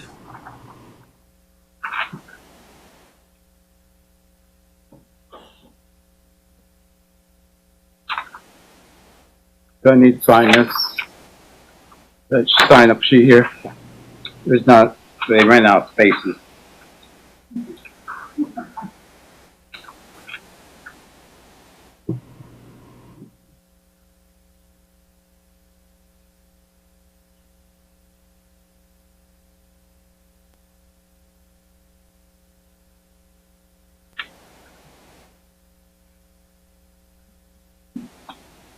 Mayor, ladies and gentlemen of the council, thank you for having us here tonight. We'll be brief. We know it's late. We know that you've heard a lot from folks already and on the previous item. We are excited to be in front of the council that's been working on this project for the last couple of years, and we know it deserves a chance to make a decision this evening. My name is Bob Johnson. I represent the development team, Mission Peak, MP Westbrook North, PJ Ventola, in North Point Development. Mark Pomeranke and Brad Haymond are here with us tonight. First, Jeff did a great job describing the constructive process we've been working on with your professional staff and outside consultants to arrive at an agreement that is both fair and severely punitive if we don't deliver the project as promised. After much study and importantly working with lending sources, the development team has determined that the project with the reduced TIF and CID scope is both viable and feasible, can be delivered as described and as required stringently in the development agreement that we arrived at with your staff. As you all know, this site has been very challenged for a long time, certainly as long as the Dillon store has vacated and has experienced much difficulty in acquiring tenants and remaining as a viable site. The developer did come in 2017, purchase the site, and had a game plan at the time as advanced in the plan that has been discussed in 2017 for a grocery anchored center, one that would be catalyzed by a grocer. This is a tried and true strategy for repositioning neighborhood retail centers, as I'm sure you all know, although the timing could not have been worse in 2017. Contemporaneous with that approval of that plan, Amazon purchased Whole Foods, and over the next year there was a major shift in the grocery market whereby grocery stores planned across the country dried up, and all of the grocers that we were negotiating with to be the anchor and catalyst for this site decided, thank you, but no thank you. This is not the time for us opening stores here or anywhere else. As a result, it became clear we had to refocus upon a new anchor, a new catalyst for the site, and the shift moved to multifamily as the first thing that would lead. That was, as you know, a bit of a delay, but frankly, it was serendipitous. It was a blessing in disguise because it coincided with the time that North Point was looking at the Shawnee market.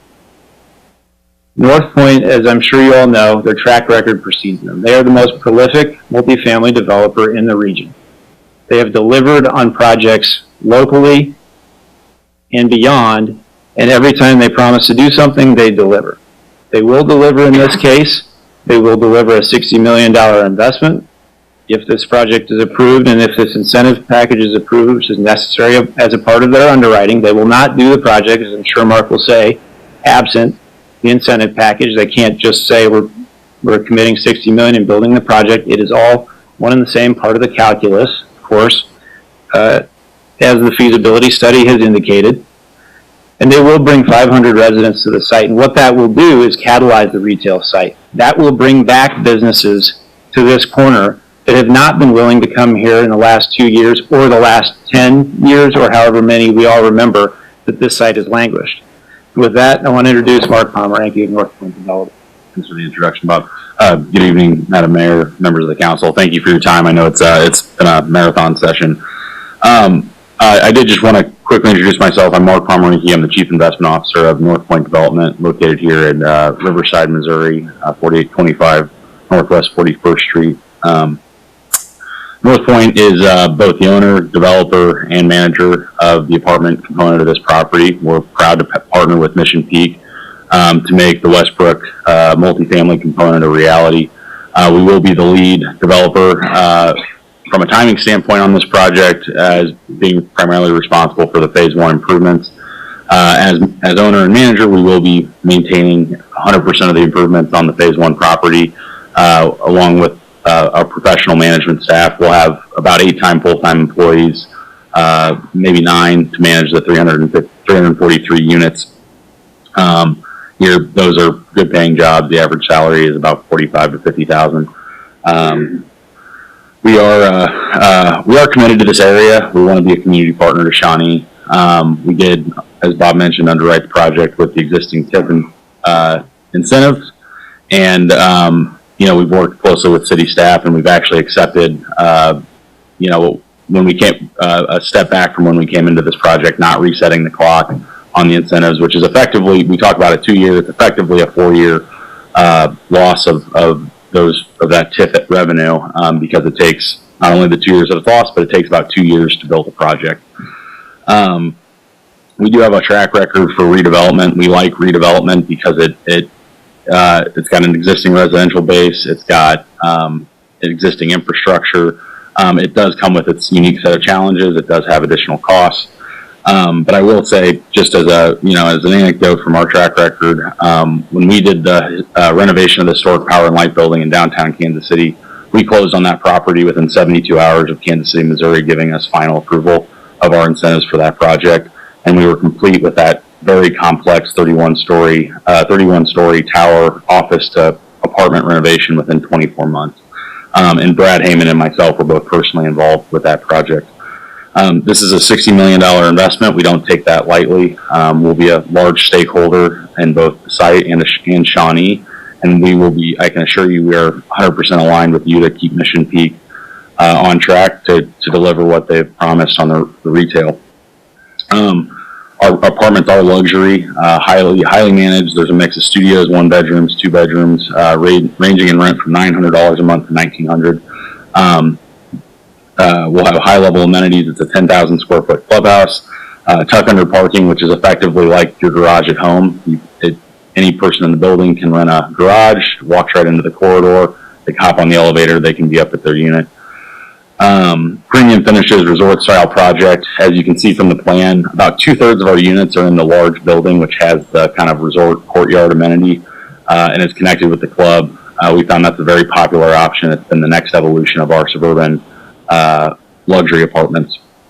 It's a sustainable and long-term design. We are building for a long-term hold, quality construction materials, high-efficiency appliances, LED lighting throughout the project, electric vehicle parking, indoor storage for bikes. And I really want to talk a little bit about the people that we think this project will attract, because this will bring about 500 residents to the site, which really is the anchor and the catalyst for the retail component. And I don't know how you guys measure it, but 500 people sounds like a lot of life that we'll be bringing to the site. We expect young professionals and people that we consider kind of entering the household formation that may be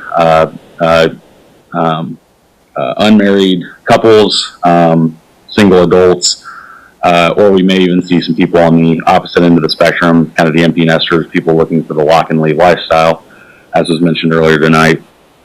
We pull our demographics not just from national polls, but from our own experience here in the KC metro area. We manage about 2,000 units currently in the metro. We've developed 3,500 apartment units just like this throughout the metro in Wyandotte County, Liberty, Kansas City, Missouri, Lee Summit. And of the current properties we manage, the average household income across those 2,000 units is about $85,000.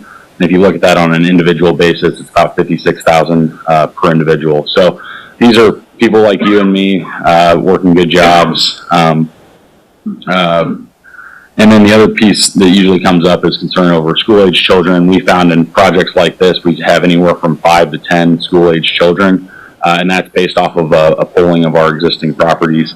Generally, those are with split families. Maybe one of the spouses was a divorced couple, and generally those people are coming already inside the school district. Because we maintain quality, because we maintain a high sense of community, the number one reason we have for people moving out of our communities is buying a home, and people tend to buy homes within a mile or two of where they live, where they rent, because they rent there for a reason. That's where they want to be. That's where the housing options were available, and that's where they've established their community. So we think this will be not only a great addition to Shawnee, because it'll give people who are looking for an entry point into the market a place to live, but it'll also give your aging residents a maintenance-free option of high quality where they currently are, which opens up housing stock for younger couples to kind of move in, rejuvenate the existing schools that you have. And that's why we love redevelopment. It's kind of a great cycle of putting a place that has the infrastructure and the amenities built out and bringing it back to life. So plan changes. Obviously, we heard a lot about density tonight.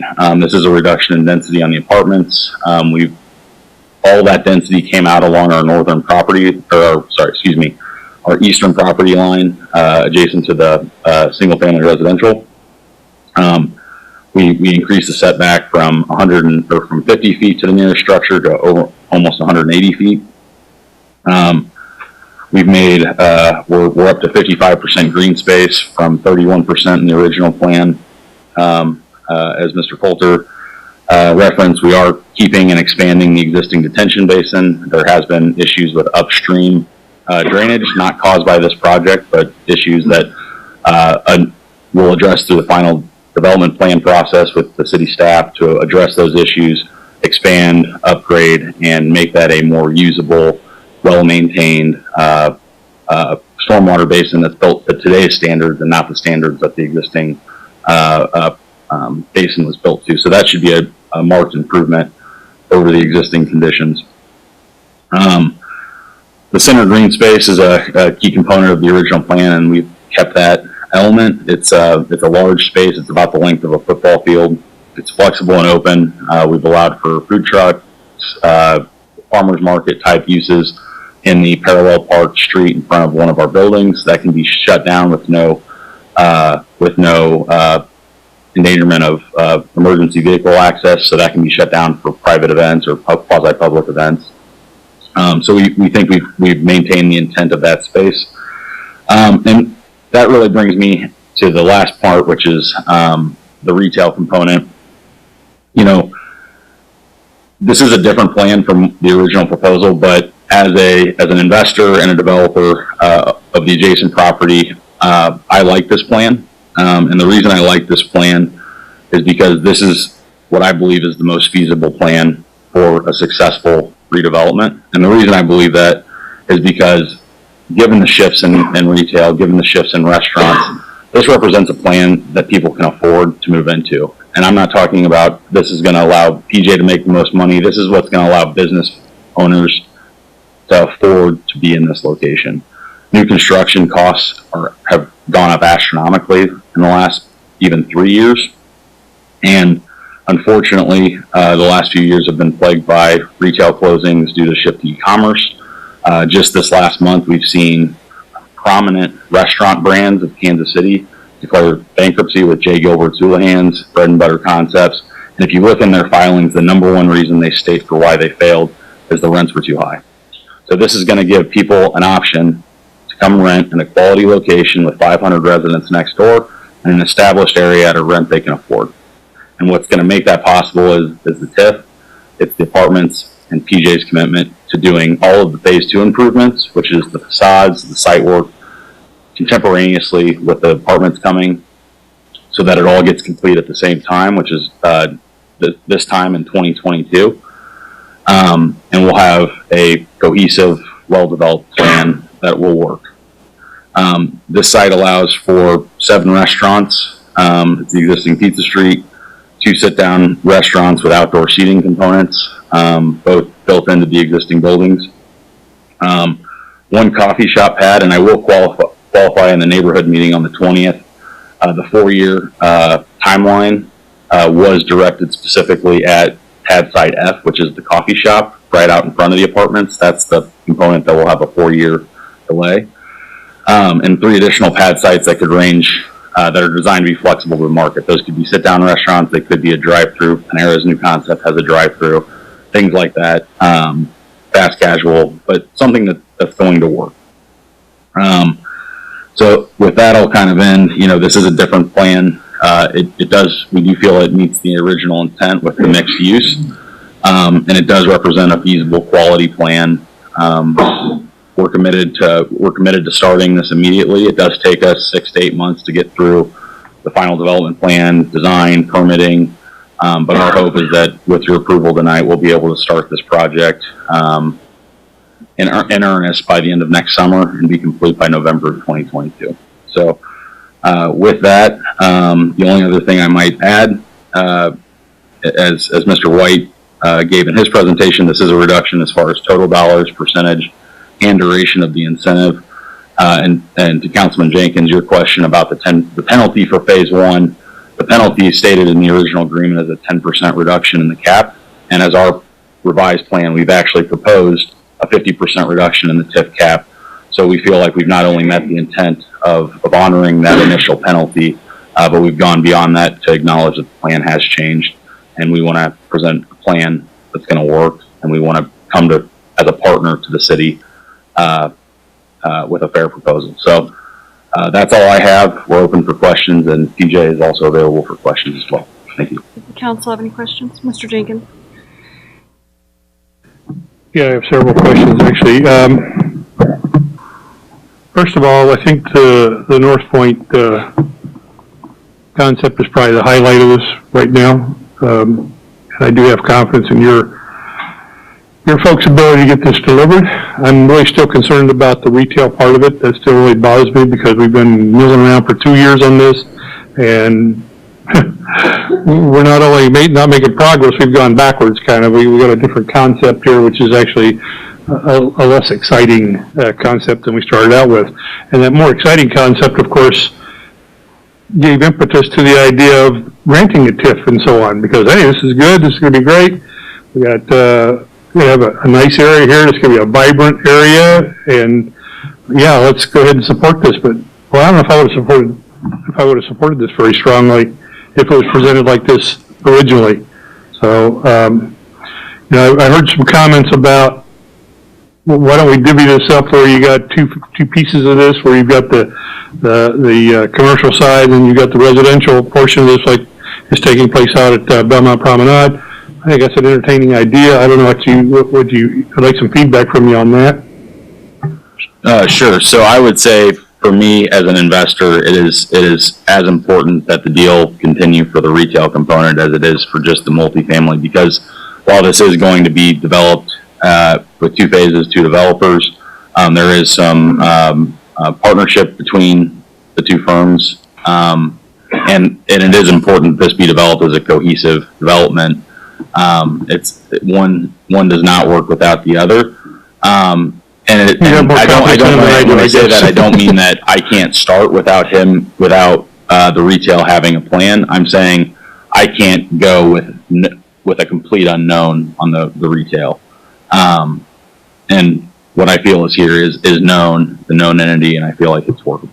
Yeah, because with the apartments, and not only do I feel like you've got the wherewithal to do it, you got the financial capabilities and so on that are necessary to make this happen, but it also has been scaled back to the point where I think it is much nicer as far as accommodating nearby residential. It's got more green space. It's got less density, which is I think a positive factor in this. So there's a lot of good things about the North Point side of this. I'm still very concerned about the commercial end of it, because the track record has just been abysmal so far. I don't know how to describe it in any other terms. It just hasn't been moving. There's been very little feedback, if any, as to, hey, here's what the problems are, and we'd like to come in and get you guys updated on what's happening. I mean, we've been just kind of in the dark, and next thing we know, we got a completely different proposal in our lap here that is like, I don't know if this is going to work or not. Dillon's was going to be taken down. Now we're going to have this big box kind of out there. I don't know if that's going to be viable or not. I don't know if pickleball would support that. It sounded interesting, but I don't know if that's going to support that much square footage here and be viable. But guys, I wish we could get some more reassurance and comfort about the commercial side of this project. I'd really like that. If we could do that, what kind of assurances? You said some significant penalties could be attached to this, or something? Yeah, we accepted and negotiated through pretty intense negotiations with your staff severe penalties if the retail doesn't come. We committed, as Mark said, to completing those rehabilitations and renovations by the exact same date the multifamily will be delivered. So we have made promises, we have made those commitments, and there is, yeah. So there were comments earlier about 4 years. That's incorrect. It will be November 2022 for the redevelopment of the Dillons and the Inline Center, and we lose 50%, as Mark referenced, of the city sales tax TIF component if we don't deliver by that date. Right, you should have already lost that. I mean, you mentioned the part about the 10% of the TIF. As Jeff said, we have not yet hit that milestone by which we would lose. Yeah, it's interesting, because when I read the minutes from the last time, and then the presentation made by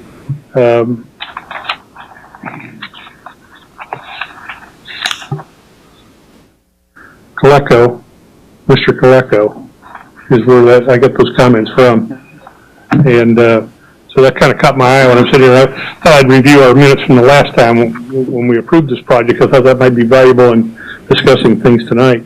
Could you maybe outline for me what those penalties we're talking about? Is that the penalties you're talking about, the 10% and the 50%? Yes, sir. So those aren't really new. Those are the ones we had established previously. Correct. Okay. I will note that the phase 2 date in the original proposal was 2024. We've moved that up to 2020. Is it up to 2020? 2022. 2022. Okay, thank you. Any other questions or comments from the council? Thank you. Does the audience have any? Now, you ceded your time with the citizen information group. How do we do this with policy? She ceded her time. You're the chair of the meeting, and your conclusion is final. It's not up to anyone else.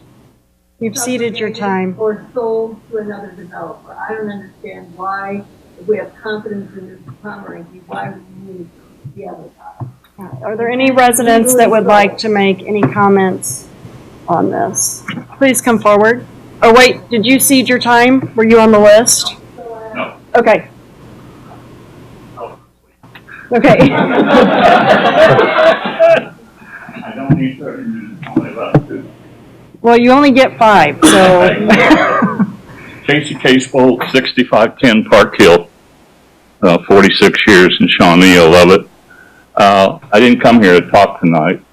I came here to listen, but this project has been a bug on me. I shopped there since it was open. I love that bookstore. I shopped Dillon's, and it's the biggest eyesore in our great city for the last, I don't know how many years now. And it's the most questions generated by citizens, I'm sure, second only to Nieman now. But you should go drive down it. This is, I pity you people with the decision, because you need to do something on this. You need to act.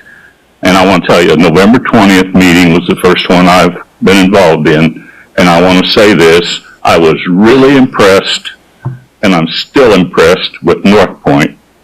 I am not impressed with the developer and his people.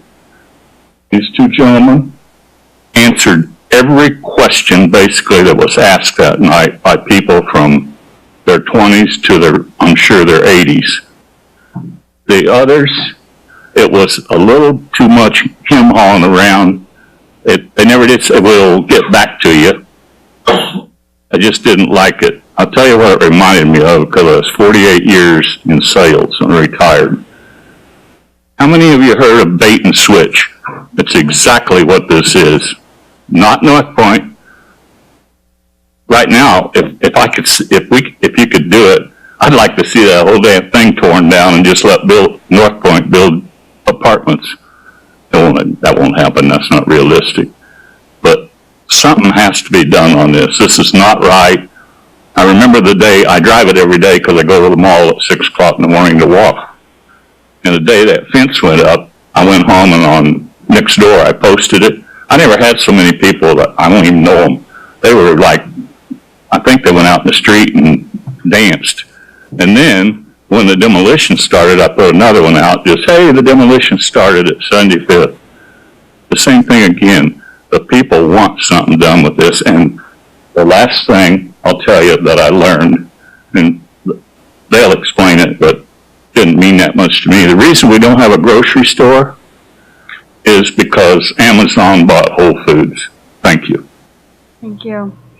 Anyone else like to speak to this item specific to the requested incentive project? Please come forward, state your name and address for the record.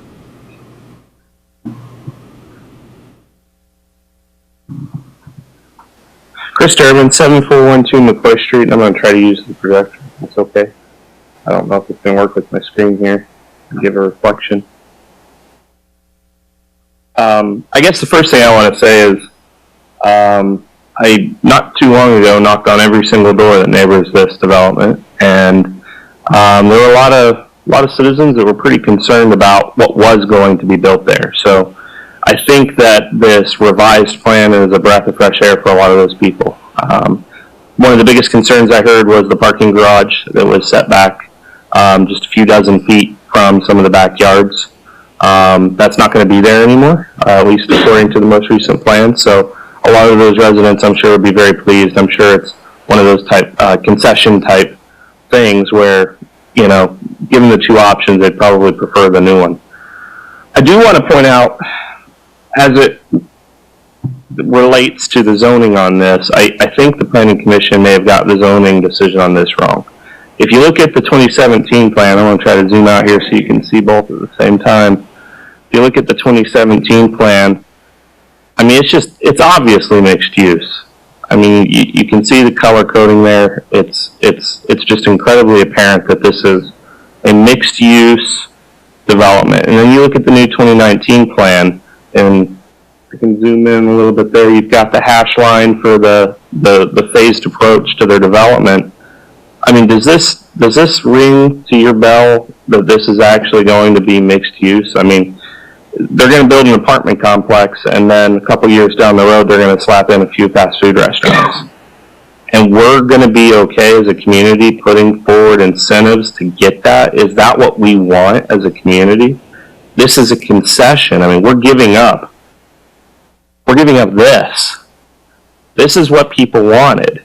You know, a good friend of mine who was really excited about this project was prepared to sell his house and move in. That's what he wanted. He wanted a destination type environment to live in. And when he saw the new plan, he changed his mind. They're going to move somewhere else to live out their retirement days. So this isn't a destination. This isn't what the citizens of Shawnee want. I think this is a good project for this space, but it's not worthy of incentives. And you got to take that in consideration. Remand it back to the Planning Commission. They got the zoning on it wrong. It's not mixed use. That's all. Thank you. Do I need to sign this again? Yes. Okay. Anyone else want to speak specifically to the incentive on this project? Come forward, state your name and address for the record.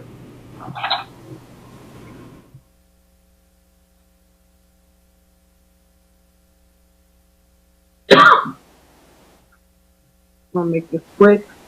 Tina Webb, 6110 Larger Drive. And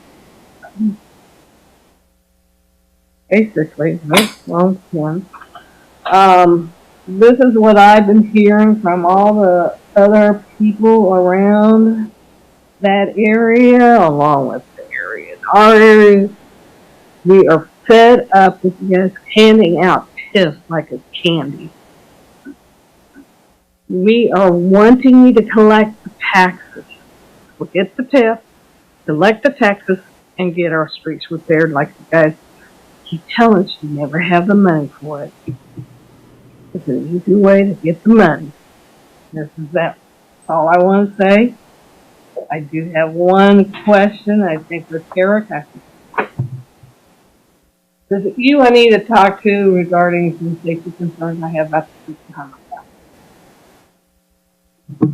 About the I won't what? go into details. I just want to know. I didn't know about the what? What was the Some safety concerns I have regarding the streets behind the house. creek behind your house? Yeah, talk to me offline on that. I'll leave it on there. Sure, that'd be fine. Thank you. Okay, are there any other comments? Seeing none, I will accept a motion to conclude the public hearing. Move to conclude. Conclude the public hearing. Second. Motion's been made and seconded on this item. All those in favor say aye. Aye. Opposed, nay. Motion passes. The public hearing is now closed. There are two recommended actions to consider. The first recommended action to consider is passing ordinance number 3305. 6 votes are required for approval. Does the council have any questions? Mr. Jenkins? Oh, you're just raising your... Oh, okay. Is there anyone in the audience that would like to speak to this item? I'll accept a motion. Motion to consider passing ordinance number 3505, or 3305, I'm sorry.